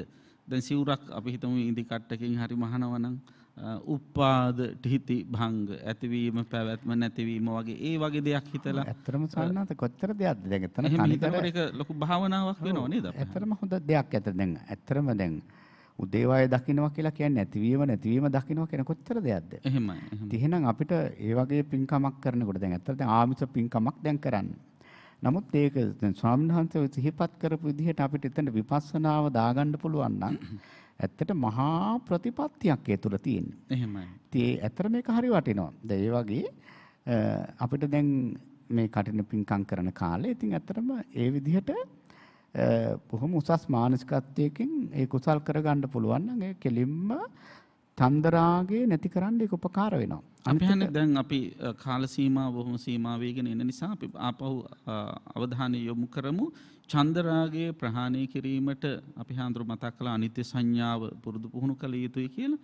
චන්දරාගයේ කුමක චන්දරාගයේ ප්‍රහාණය කරන්න දැන් බුදුරජාණන් වහන්සේ අනුදැන වදාරන්නේ කියන එකත් අපි එකතු කරගමු අපි හඳුරන්නේ. ඔව් ඇත්තටම දැන් චන්දරාගය දැන් එතනදී මම පොඩ්ඩක් මතක් කරලා ඉන්නම් ස්වාමීන් වහන්සේ. ඇත්තටම දැන් චන්දරාගය නැති කරන්න මේ කියන දැන් අපි ගත්තොත් සුබ වශයෙන් ගන්න ඕනම දෙයක් අපිට අසුබ සංඥාවෙන් ඒ දේ දැන් රාගය නැති කරන්න අසුබේනි ප්‍රධාන වන්නේ. එහෙම. එතකොට ස්වාමීන් වහන්සේ ඒ වගේ දැන් මෙතන චන්දරාගය කියන එක අපි හැම දෙයකම පොදුවෙන් ගත්තොත් අනිත්‍ය සංඥාව යම් කෙනෙක් හොඳට ප්‍රගුණ කරනවා නම් ඒ කාන්තේම අපට මේ චන්දරාගය නැති කරන්න පුළුවන්. අපි හන්නේ අනිත්‍ය සංඥාව වැඩිවීමෙන් වෙන්නේ රාගය නැති වෙන එකද ඡන්දය නැති වෙන එකද එහෙම නැත්නම් ඡන්දරාගයම නැති වෙන එකද? ඇත්තටම සාන ඡන්දරාගයම නැති කරන්න ධර්මයේ සඳහන් මේ සූත්‍ර අට කතාවෙත් තියෙනවා. ඡන්දරාගයම නැති කරන්න කාමච්ඡන්දය නැති කරන්න අනිත්‍ය සංඥා. දැන් අනිත්‍ය සංඥාවෙන් දැන් අපි ගත්තාම එක භාවනාවකින් සමහරවිට එක ප්‍රතිඵලයක් ලැබෙන අවස්ථා තියෙනවනේ. අපි දැන් ගත්තොත් අසුබ භාවනාවෙන් රාගය නැති වෙනවා. මෛත්‍රී භාවනාවෙන් ද්වේෂය නැති වෙනවා. ආනාපාන සතියෙන් විප්සිත භාවය නැති වෙනවා. ඊළඟට සානත මේ අනිත්‍ය සංඥාව ප්‍රගුණ කිරීම තුළින් ආනිසංස රාශියක් තියෙනවා. එහෙමයි. මේ පළවෙනි ආනිසංසය හැටියට ගත්තොත් ඇත්තටම දැන් මේ කාම ලෝකේ කාම රාගය නැති කරන්න. ඒක කාම රාගය කියලා කොහොමද? ඉතින් කාමච්ඡන්දය ඔය ආදි වශයෙන් තියෙන සියලුම කාමයන්. එහෙනම් මේ කාමය නැති කරන්න මේ කාමාවචර ලෝකයේ තියෙන කැමැත්ත නැති කරන්න අනිත්‍ය සංඥාව උපකාර වෙනවා. ඒ දැන් බලන්න යමක් අනිත්‍යයි කියලා ස්වාමීන් වහන්සේ අපි දැනගත්තොත් නේ ඒකට අපි බැඳෙන්නේ නැතුව ඉන්නේ. එහෙම. දැන් මේක වහ කැඩි කැඩි බිඳි බිඳි විනාශ වෙලා යනවා කියා දැනගෙන ඒ අවබෝධයට ආපු කෙනා එතෙන්ට බැඳෙන්නේ නැහැ. එහෙම. දැන් වචනේ ඇවිල්ලා කැමැත්තෙන් බැඳීම කියන එක. කැමැත්තෙන් චන්දරාගය. එතකොට බැඳීම නවත්තන්න නම් කැමැත්ත ඉස්සෙල්ල නවත්තන්න වෙනවා. එතකොට ඒ කැමැත්ත නවත්තන්නත් අපි හඳුරු සීපත් කරන්නේ අනිත්‍ය සංඥාවමයි. එතකොට සාන දැන් අපි කිව්වා දැන් අර එක එක කර්මස්ථාන වලට එක එක ආනිසංස. එහෙමයි. දැන් බලන්න දැන් මේකේදී අනිත්‍ය සංඥාව තුළ කාමරාගය නැති කරන්න පුළුවන්. ඊළඟට දැන් ඔන්න දැන් ස්වාමීන් වහන්සේ ඉස්සෙල්ලා මතක් කළා දැන් මට මෙහෙ ඕනේ නැහැ මම යනවා මේ මොකක් හරි බ්‍රහ්ම ලෝකෙට රූප රාගය නැති කරන්නත් පුළුවන් මේ අනිත්‍ය සංඥාවෙන්. එහෙමයි. භව රාගය නැති කරන්නත් පුළුවන් මේ අනිත්‍ය සංඥාවෙන්. ඊළඟට දැන් ගොඩාක් අය කියන ප්‍රශ්නයක් තමයි අපිට මේ සක්කාය දිට්ඨිය ගලව ගන්න තමයි හරිම අමාරු. මොන දේ කරත් මේ මම කියන එක නැති කරන්න බෑ. ඉතින් මිනිස්සු කියන කතාවක්නේ. ඉතින් එහෙමනම් ඒ සක්කාය දිට්ඨිය නැති කරන්නත් මේ අස්මිමානය නැති කරන්නත් මේ අනිත්‍ය සංඥාවම උපකාර වෙන්නේ. එහෙමයි. ඊළඟට මේ භයානක සංසාර ගමන ප්‍රධාන සාධකය වන අවිද්‍යාව ගලවන්නත් තියෙන බෙහෙත තමයි මේ අනිත්‍ය සංඥාව. එහෙමයි. එහෙමනම් ස්වාමීන් වහන්සේ අනිත්‍ය සංඥාව ප්‍රගුණ කරනවා නම් ඒකෙදි විශේෂයෙන්ම කියන්න ඕනේ බුදුරජාණන් වහන්සේ වදාළේ දැන් බුදුපසේ බුදු මහා රහතන් වහන්සේලා වඩම්මලා ඒ බුදුපසේ බුදු මහා රහතන් වහන්සේලා දහස් ගණන් ලක්ෂ ගණන් වඩම්මලා ප්‍රණීත දානයක් දෙනවා. ඒ ප්‍රණීත දාණයට පරිස්කාර හැටියට තුන් සිවුරු පාත්‍ර කැපසරු සියලුම දේවල් මහා මෙර පර්වත රාජයා තරම් උසට කඳු ගහනවා. ඉතින් ඒ විදිහේ මහා දානයක් දෙනවටත් වඩා තථාගතයන් වහන්සේ වදාරන්නේ එක මොහොතක් මේ අනිත්‍ය සංඥාව ප්‍රගුණ කරනවා නම් ඒක වටිනවා කියලා ධර්මයේ සඳහන් වෙනවා. එහෙමයි. එතකොට ස්වාමීන් වහන්සේ මේ තථාගත ධර්මය කියලා කියන්නේ තනිකරම මේ බාහිර දේවල් සකස් කරන දෙයක් නෙවෙයි මේක හිත හදන වැඩපිළිවෙලක්. එහෙමයි. ඉතින් එහෙමනම් ඇත්තටම දැන් ස්වාමීන් වහන්සේ මතක් කරා දැන් මේ ඡන්ද රාගය දැන් ඇති වෙන්නේ කුමකටද? එහෙමයි. කියන ප්‍රශ්නේ. දැන් අපි හඳුරන්නේ සාරිපුත්ත මහරහතන් වහන්සේ සිහිපත් කරනවා අර විදේශීය රටවල ඉන්න උගත් පඬිවරු අහයි කවුද ශාස්ත්‍රූන් වහන්සේ මොන වගේ ධර්මයක්ද දේශනා කරන්න කියලා. එතකොට මේ තථාගතයන් වහන්සේ තමයි අපේ ශාස්ත්‍රඥ වහන්සේ උන්වහන්සේ චන්දරාගය ප්‍රහාණය කරන්න අපිට ධර්මයේ දේශනා කරන්න කියලා උත්තර දෙන්න කියලා. ඊට පස්සේ කුමක චන්දරාගය ප්‍රහාණය කරන්නද කියන්නේ ශාස්ත්‍රඥ වහන්සේ. එතකොට පිළිතුරු වශයෙන් ලබා දෙන්නේ මේ පංචස්කන්ධය කෙරෙහි තියෙන චන්දරාගය නැති කරන්න කියලා. ඇයි පංචස්කන්ධය කෙරෙහි චන්දරාගය නැති කරන්න ඕන කියන එක තමයි ඊළඟට දිගට පෙළ ගැස්සෙන්නේ. අන්න ඒ පිළිබඳව අපි සිහිපත් කරමු. ඔව්.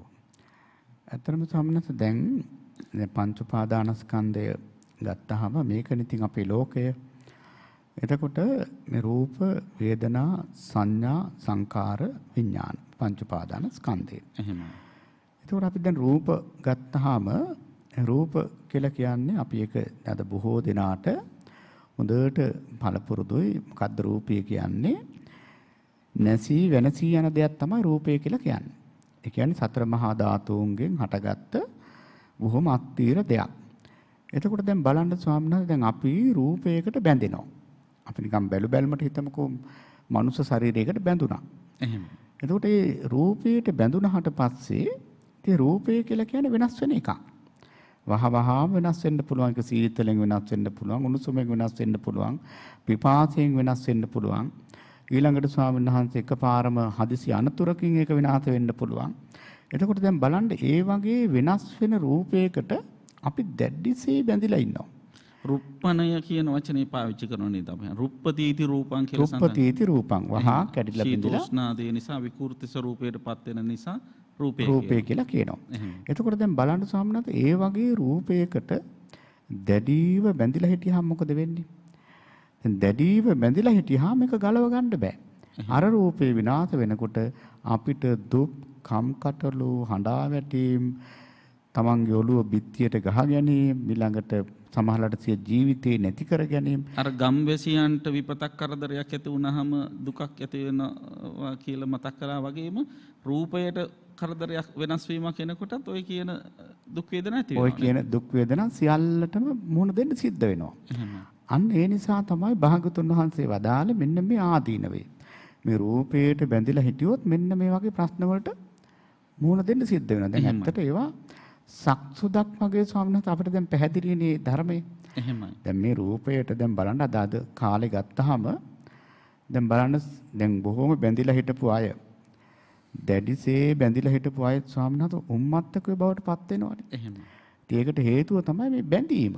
අපි හන්නේ දැන් මේ රූපයේ බැඳීම වෙලා ඉන්න වෙලාවේ රූපය වෙනස් වුනහම ඒ තුල හට ගන්නවායයි කියනු ලබන සිතිවිලි මනෝභාවයන් සියල්ලම මේ මොහොතේම අත්විඳින්න පුළුවන් ඒව හැටියට නේද දක්වලා දැන් ශෝක පරිදේව දුක්ඛ දෝමනස උපායාස කියන ඔක්කොම මේ ජීවිත කාලෙම අත්විඳින්න පුළුවන් ඒව නේද අපි හඳුරන්නේ. ඔව් ඇත්තටම ස්වාමීන් වහන්සේ දැන් මේ ඒක තමයි දැන් අපි අතීත දැන් එහෙම පීඩාවක් එනකොට ඒක අතීත ඊළඟ ජීවිතය ලැබෙන්නේ කිව්වොත් කාටද ටිකක් පිළිගන්නත් අමාරු වෙන්න පුළුවන් නේ. එහෙමයි. නමුත් දැන් ස්වාමීන් වහන්සේ ඒක මතක් කරපේක හොඳයි. ඇත්තට මේ ජීවිතේම සාන්දෘෂ්ටික වශයෙන්ම ඒක විපාක අපිට විඳින්න වෙනවා. ඒ හානිකර භාවය විඳින්න වෙනවා. විඳින්න වෙනවා. එතකොට ස්වාමීන් වහන්සේ දැන් බලන්න දැන් බොහෝ දෙනා දැන් මේ හැඬීම, වැළපීම, ශෝක කිරීම අකුසල් කියලා දන්නේ නැහැනේ. අකුසල් කියලා දන්නේ නැතුව ඉතින් ඒකේම ඒ තුලම වේදනාවෙන් පීඩාවටපත් වෙලා මේ ජීවිතෙත් පීඩාවටපත් කරගන්නවා ඊළඟ ජීවිතත් ඒකාන්තයෙන්ම අභාග්‍ය සම්පන්න ජීවිත බවට පත් කරගන්නවා. අපි හන්නේ දැන් චන්දරාගය නිසා තමයි ඔය ශෝක පරිදේව දුක්ඛ දෝමනස උපායාසයන් කියන ඒවා හටගන්නේ. ඒතර චන්දරාගය අපි දන්නවා ලෝභය මුල් කරගත් එකක් කියන එක. ඒතර ශෝක පරිදේව දුක්ඛ දෝමනස උපායාස කියන ඒවට ලෝභයද මුල් වෙන්නේ ද්වේෂයද මුල් වෙන්නේ? ඇත්තටම ස්වාමීන් වහන්සේ දැන් අපි ද්වේෂය තමයි ඒවට මුල් වෙන්නේ. මොකද දැන් සාමාන්‍යයෙන් කෙනෙක් හඬනවා නම් ශෝක කරනවා නම් ඊළඟට දැන් යමක් පිළිකුල් කරනවා නම් ප්‍රතික්ෂේප කරනවා නම් මේ හැම දෙයක්ම කරන්නේ ස්වාමීන් වහන්සේ ද්වේෂයෙන්. දැන් අඬන්නේ දැන් සාමාන්‍ය අපිට පේන්නේ මේ බොහොම අනුකම්පාවෙන් අඬනවා. දැන් ඇත්තටම කෙනෙක් අඬන්නේ තමන් අකමැති දෙයක් සිද්ධ වෙලා තියෙන නිසානේ. දැන් අපිට මේ දේශ හිත අල්ලගත්තම හොඳට තේරෙනවා ගැටෙන අරමුණක් හම්බුනහම තමයි අපේ සිත විප්සිත වෙන්නේ. අපි හන්නේ මේ අඬනවා කියන්නේ කඳුළු සලනවා කියන එකම නෙවෙයි නේද? දැන් සමහරුන්ට මොකද සතුටක් ආවම කඳුළු වෙන ඕනේ ඇස් ඔව් දෙකට. ඒක හරියි. එතකොට දැන් ඒකත් අඬනවා කියලා අර්ථකථනය කළොත් සමහරට එතන කැමති දේ වෙච්ච හින්දානේ එතන කඳුළු සලන්නේ. ඒක ඇඬීමක් නෙවෙයි නේද අපි හඳුනන්නේ. ඔව් නෑ දැන් ඇත්තටම දැන් එහෙමනම් ස්වාමීන් වහන්සේ දැන් ඉතින් කොලියටත් අදහනවා නේද? එහෙමයි. ඉතින් එහෙම ඇත්තටම දැන් අපිට කඳුළු මෙතන සමහරලාට දැන් අපේ ස්වාමීන් වහන්සේ මතක් කරපු විදිහට සතුටට සමහර අයට කඳුළු ගලනවා. සතුට කඳුළු කියලානේ කියන්නේ. සතුට කඳුළු කියලානේ කියන්නේ. එතකොට ස්වාමීන් වහන්සේ දැන් ඇත්තට මෙතන අර හිතේ ඇතිවෙන මහා ඝට්ටනයත් එක්ක ඇතිවෙන අර මහා පීඩනය. එහෙමයි. ඒ පීඩනය තමයි ඇත්තට මේක කඳුළු බවට පත් වෙලා ඒ පැත්තෙන් එහෙම අපි හඬනවා නම් ඇත්තට මෙතන ද්වේෂය තියෙන. අර වගේ තැන්වල සතුටක් ඇති වෙලා එතන සෝමනස්සයක් තියෙන, එතන දේශයක් තියෙන විදිහක් නැහැ. එහෙමයි. එතකොට කොහොම හරි ස්වාමීන් වහන්සේ මේ චන්දරාගයේ මුල් වෙලා අන්තිමට ඇති වෙන්නේ ඇත්තටම ස්වාමීන් වහන්සේ සිහිපත් කර පරිදිම ගැටීම තමයි නැත්නම් ද්වේෂය තමයි අනිවාර්යයෙන්ම ඇති වෙන්නේ. එහෙමයි. ඒ ගැටීම මුල් කරගෙන තමයි ශෝක, පරිදේව, දුක්ඛ, දෝමනස, උපායාස කියන මේ කාරණා ටික ඇති වෙන්නේ. ශෝකය කියලා කියන්නේ තමන් සන්තකදී තමන්ගේ ගිලිහී යාම තුළ ඇතිවෙන මානසික කම්පනය. පරිදේව කියලා කියන්නේ වැළපෙනවා කියන එක. වැළපෙනවා කියන්නේ නිකම්ම අඬනවා එක නෙවෙයි. ඔය කියව අඬන්නේ. දැන් සමහරව ඉන්නවා එක මහත්ය නැති වුණාම කියව අඬන නෝනලා ඉන්නේ. නේද? කොහේ ගියත් කියලා අනේ කිනාද මට කියලා නොකිය ගියේ ඇයි කියලා අඬනවා. එහෙම නැත්නම් පඩි ගත්තාම වැඩි කොටසක් මගේ අතරින් දෙන්න හිටපු මහත්ය නැති වුණා කියලා අඬනවා. සමහරට මේ මහත්ය නැති වෙච්ච එකටත් වැඩිය දුක තියෙන පඩිය නැති වෙච්ච එකේ දුක. නේද? ඉතින් අන්න ඒ වගේ කියව අඬන එකට තමයි පරිදේව කියලා කියන්නේ. ඊට පස්සේ ඒ විදිහට ශෝක පරිදේවයන්ට ලක් වෙනවත් එක්කම කායිකවත් යම්කිසි වෙහෙස වීමකටපත් වෙනවා. දුක්ඛ දෝමනස කියලා කියන්නේ මානසිකව ඇති කරගන්න විඩාවන්ට. ඊළඟට උපායාස කියලා කියන්නේ මේ දැන් සමහර වෙලාවට අඬන්න කඳුළුත් නෑ, ඇඬෙන්නෙත් නෑ. අන්තිමේදී ඔය නිකරට අත තියාගෙන බලාගත් අත බලාගෙන හූල්ල ඉන්න ස්වභාවය. ඒතර මෙන්න මේ කියන ස්වභාවයන්ට ගොදුරවන්න වෙන්නේ චන්දරාගය නිසා. ඒ චන්දරාගයේ ආදීනවයක් හැටියට තමයි මේ ශෝක පරිදේව දුක්ඛ දෝමනස උපායාසයන් සඳහන් කරන්නේ. එතකොට ඒව මේ භවයේදීම අපිට අත්විඳින්න වෙන දේවල්.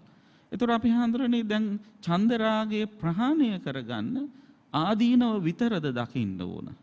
ආනිසංස පැත්තත් මොනවාරි දකින්න ඕනද මේ අතහැරීමේ ආනිසංසය? ඔව් ඇත්තටම ස්වාමීන් වහන්සේ දැන් ආනිසංස අපිට එතනම පේනවා. යම් කිසි කෙනෙක් මේ අපි රූපේ විතරක් ගත්තොත් රූපේට තියෙන බැඳීම සහ මුලින්ම නැති කරලා තිබුණොත් මේ වෙනස් වෙන රූපය වෙනස් වුණාට කිසිම ගැටලුවක් නැහැ. දැන් බලන්න දැන් රහතන් වහන්සේ නමක් විශාල පිරිසක් ඉදිරියේ බණ අහනවා. එහෙම. ඉතින් රහතන් වහන්සේලාත් බණ අහනවානේ. රහතන් වහන්සේගේ කකුල සර්පෙක් දෂ්ට කරනවා. රහතන් වහන්සේ අනිත් ස්වාමීන් වහන්සේලාට කියනවා මේ මගේ කකුලේ බොහොම දරුණු විදිහට සර්පෙක් දෂ්ට කළා. ඉතින් මේකෙදී මේ බොල් වී ටිකක් වගේ යන්න අර පිළිකන්නෙන් තියන්න මේ අනිත් අයට බාධාවක් නොවෙන්න. දැන් බලන්න ස්වාමීන් වහන්සේ දැන් මේ ශරීරයට බැඳීමක් ඡන්ද රාගයක් තියෙන කෙනෙකුට වුණා නම් එතන බන නෙවෙයි මහා යුද්ධයක්නේ. එහෙමයි. දැන් ඒ රහතන් වහන්සේට මේ කිසි ගැටලුවක් නැහැ. උන්වහන්සේ දන්නවා මේක නිකම් බොල් වී ටිකක් වගේ. මේක ඉතින් විනාශ වෙලා යන දෙයක්. එහෙමයි. එතකොට බලන්න රහත් හිතක තියෙන ස්වභාවය. දැන් අපි වේදනාව ගත්තත් සාරිපුත්‍ර මහරහතන් වහන්සේ පිරිනුවන් පාපු වෙලාවේ එක ස්වාමීන් වහන්සේ නමක් සිවුරු පාත්‍ර ගෙනල්ලා තිබ්බා. සරියුත් මහරහතන් වහන්සේගේ සිවුරු පාත්‍ර තථාගතයන් වහන්සේ ඉදිරියේ. ආනන්ද මාහිමියන් වහන්සේත් දැන් පැත්තක ඉන්නවා.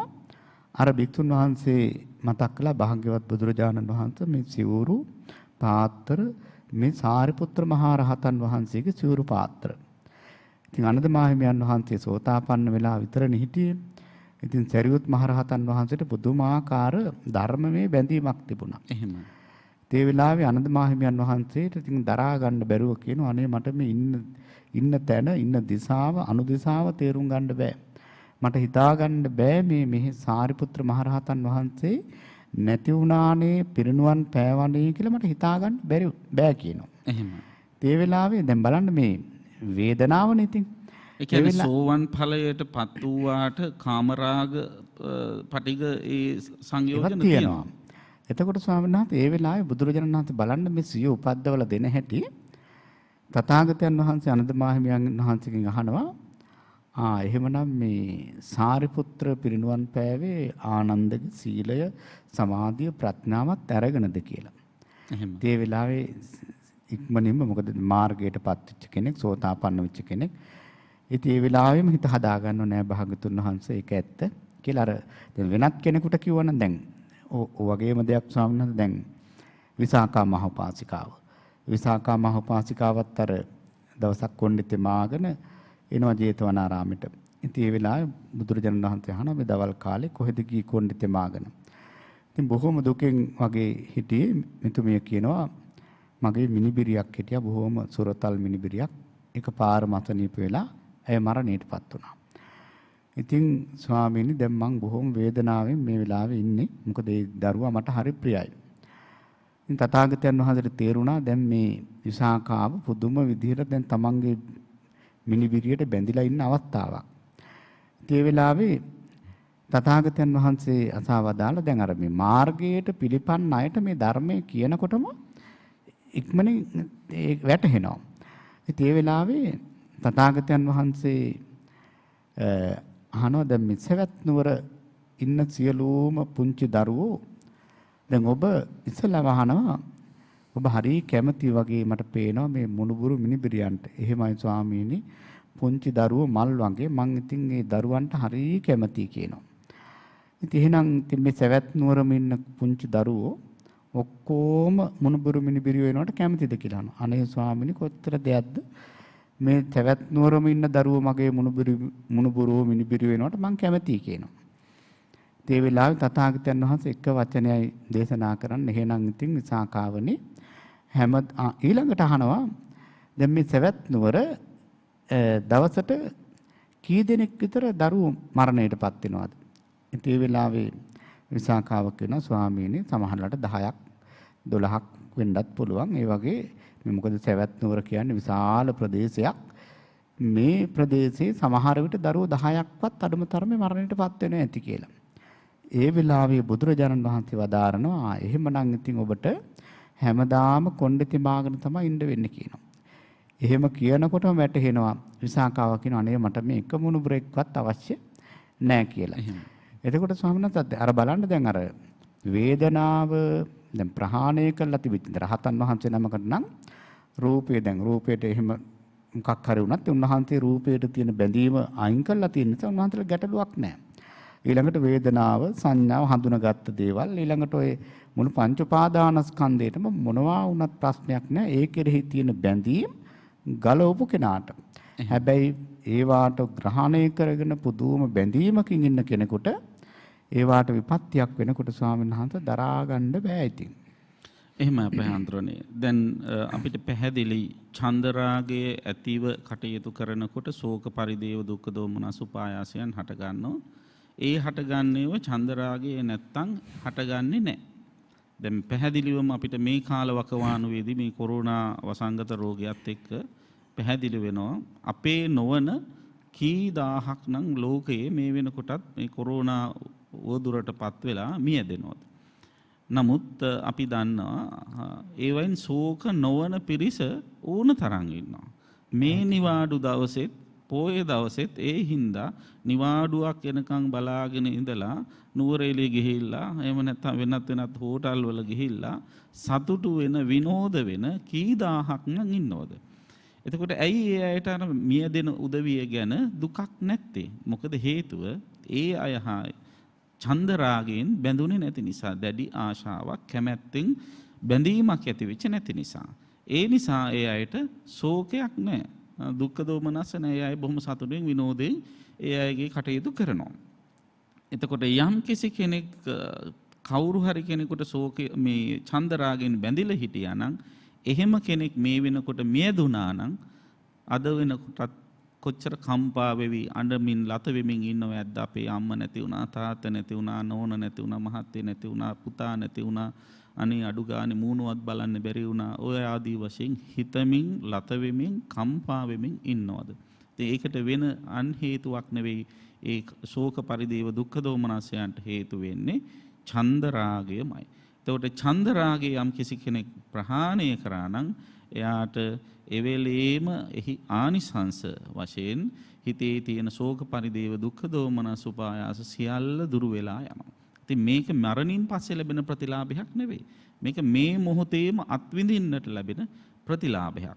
ඉතින් කවුරු හරි කෙනෙකුට මෙන්න මේ ඡන්ද රාගය දුරු කර ගැනීම සඳහා ප්‍රහාණය කිරීම සඳහා පහඳුරු පැහැදිලිව අනුශාසනා කළසේ පුළුවන්කම තියෙනවා නම් අනිත්‍ය සංඥාව පෙරටු කරගත්ත ඒ භාවනාවකට මානසිකාරයකට සිහිය යොමු කරන්න සිහිය කැඳවන්න අන්න ඒ තැනැත්තාට පුළුවන්කම ලැබෙනවා හිත තුළ කුසලය පිහිටුවා ගන්න. ඒකයි බුදුරජාණන් වහන්සේ කුසලය වඩන්න කියලා අනුදැනව දාන්නේ. ඉතින් මෙහිදීත් සඳහන් කරන සරියුත් මහරහතන් වහන්සේ බුදුරජාණන් වහන්සේ අපිට උපදෙස් දීලා තියෙනවා කුසලය වැඩිම තුලින් කවදාවත් ඔබට හානියක් වෙන්නේ නැහැ. හානියක් වෙනව නම් බුදුරජාණන් වහන්සේ කුසලය වඩන්නේ කියලා අපිට අවවාද කරන්නේ නැහැ. අකුසලයක් අකුසලයක් කරන කෙනාට තමයි හානිය සිද්ධ වෙන්නේ. ඒ නිසා තමයි කුසලය වඩන්න අකුසලය කරන්න එපා කියන එක බුදුරජාණන් වහන්සේ අපට අනුදැනව දාරලා තියෙනවා. ඉතින් මෙන්න මේ විදිහේ ඉගැන්වීමක් අර බටහිර විද්වතුන්ට ශ්‍රමණ පඬිතයන්ට ගෘහපති පඬිතයන්ට බ්‍රාහ්මණ පඬිතයන්ට කියලා දුන්නාම ඒක මරණින් පස්සේ ලැබෙන අත්දැකීමක් නෙවෙයි මේ මොහොතේම ලැබෙන අත්දැකීමක්. මේක සාන්දෘෂ්ටික විපාකදායී දර්ශනයක් මේ තුල තියෙන කියන හැඟීම තුල එයයි මේ ධර්මයේ වටා එකතු වෙනවා කියන එක සාරිපුත්ත මහරහතන් වහන්සේ පැහැදිලි කළා.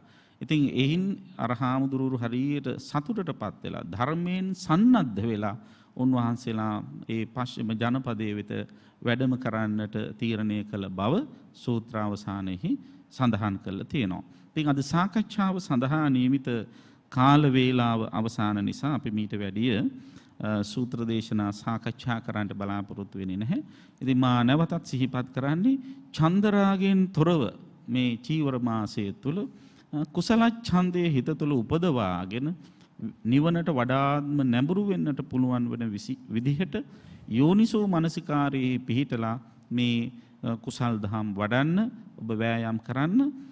ඒ සඳහාත් ඔබට ශක්තිය ධෛර්යය වාසනාව ලැබේවා කියලා අපි ප්‍රාර්ථනා කරනවා. අද සංයුක්ත නිකායේ කන්දක සංයුක්තයේ නකුල පිටු වර්ගයේ දේව සූත්‍රය මුල් කරගෙනයි ධර්ම සාකච්ඡා පැවැත්වුවේ. මේ සූත්‍රයේහි වැඩි කොටසක් සාරිපුත්ත මහරහතන් වහන්සේ විසින් දේශනා කරලා තියෙන්නේ. බටහිර ජනපදයකට යන්නට සූදානම්ව සිටින භික්ෂූන් වහන්සේලා පිරිසක් ධර්මයෙන් සන්නද්ධ කරලා යවන්නට අවශ්‍ය කරන ධර්ම ඥානය ලබා දීම පිණිස සාරිපුත්ත මහරහතන් වහන්සේ සිදු කළ මාර්ගෝපදේශනයක් තමයි මේ සූත්‍ර දේශනාව තුළ අන්තර්ගත වෙලා තිබුණේ. ඉතින් ඒ කරුණු ඔබට අපට තේරෙන විදිහට බොහොම සරලව කතා ප්‍රවෘත්තීන් සමගින් බොහොම සිත් ගන්න ආකාරයට පැහැදිලි කරලා මේ ධර්ම සාකච්ඡාව සුපෝෂණය කළ කවදත් අපට ලැබැඳිව හිත ඇතිව කටයුතු කරන අපේ කල්යාණ මිත්‍රයන් වහන්සේ අතිපූජනීය මිරහවති පඤ්ඤාසිරි මාහිම්පාණන් වහන්සේට අපේ හෘදයාංගම පුණ්‍යානුමෝදනාව සෙත් පැතුම මේ වෙලාවේදී හිමි කර දෙන්න කැමැතියි.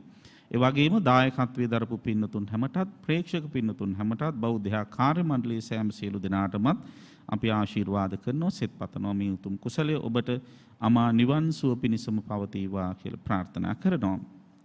විශේෂයෙන්ම පානදුර බෙක්කේගම අංක 2 දරණ නිවසේ පදිංචි ඩී.එල්. බියට්‍රිස් පීරිස් දයාබර මෑණියන් මංගල රාජපක්ෂ පුතණුවන් රිලාන්තේ අබේරත් මහත්මනිය කියන පින්වතුන් ඒක රාශී වෙලා මේ වටිනා ධර්ම සාකච්ඡාව සඳහා සිය සදැහැති දායකත්වයේ දරා කටයුතු කළේ. ඒ නම් සඳහන් කළ කලින් මතක් කළ පරලෝසපත් ඥාතීන්ට පින් අනුමෝදන් කිරීමේ අපේක්ෂාවෙන් ඉතින් බොහෝ දිනාට වටිනා ධර්ම කාරණා දැනගන්නට අවකාශ සලසා දීම තුළ පහළ කරගත් මේ ධර්ම දානමය කුසල බලයෙන් මේ නම් සඳහන් කරපු පරලෝසපත් සියලු ඥාතීහුද ප්‍රේක්ෂක පින්වත් ඔබ හැම දෙනාගේම සියලු ඥාතීහුද අතිපූජනීය දරණාගම කුසල ධම්මනායක ස්වාමින් වහන්සේ ඇතුළත්පත් වී වදාළ සියලු මහා සංඝරත්නයේද පින් අනුමෝදන්ව සුවපත් වෙත්වා කියලා අපි සාදු කියලා ප්‍රාර්ථනා කරමු. ලෝකයේත් සම්බුද්ධ ශාසනයත් සුරකින්න සියලු දෙවියෝ පින් අනුමෝදන් වෙත්වා දායකත්වයේ දරන උපන් දින සිහිපත් කරන ආශිර්වාද කරන්නට බලාපොරොත්තු වෙන හැම දිනාටමත් පින්වත් ඔබ සෑම සියලු දෙනාටමත් දෙවියන්ගේ ආශිර්වාද රැකවරණ උදා කරත්වා මේ චීවර මාසේ අපේ බුදුනු පින්නතුන් බොහොම පුලා බලා සිටි මේ පින් සිදු කරගන්නට අවශ්‍ය කාලේ කිසිම බාධාවක් කරදරයක් හිරිහැරයක් නැතුව ඒ කටයුතු කටින පින්කම් කටයුතු කරගන්නට දෙවියෝද හැම ආශිර්වාදම උදා කරත්වා කියලා අපි සාදු කියලා දෙවියන්ටත් පින් දෙමු. මේ උතුම් කුසල් බලෙන් හැමත මෙලොව සුව වේවා පරලොව සුව වේවා හැකිතරම් ඉක්මනින් උතුම් නිවන් සුවත් සැලසේවා කියලා ප්‍රාර්ථනා කරමින් පෝදා ධම්මානුපස්සනා ධර්ම සාකච්ඡාව මෙතකින් සමාප්ත කරනවා. ඔබට තෙරුවන් සරණයි. ධම්මානුපස්සනා එන්න ධර්මය දකින්න අවබෝධ කරගන්න.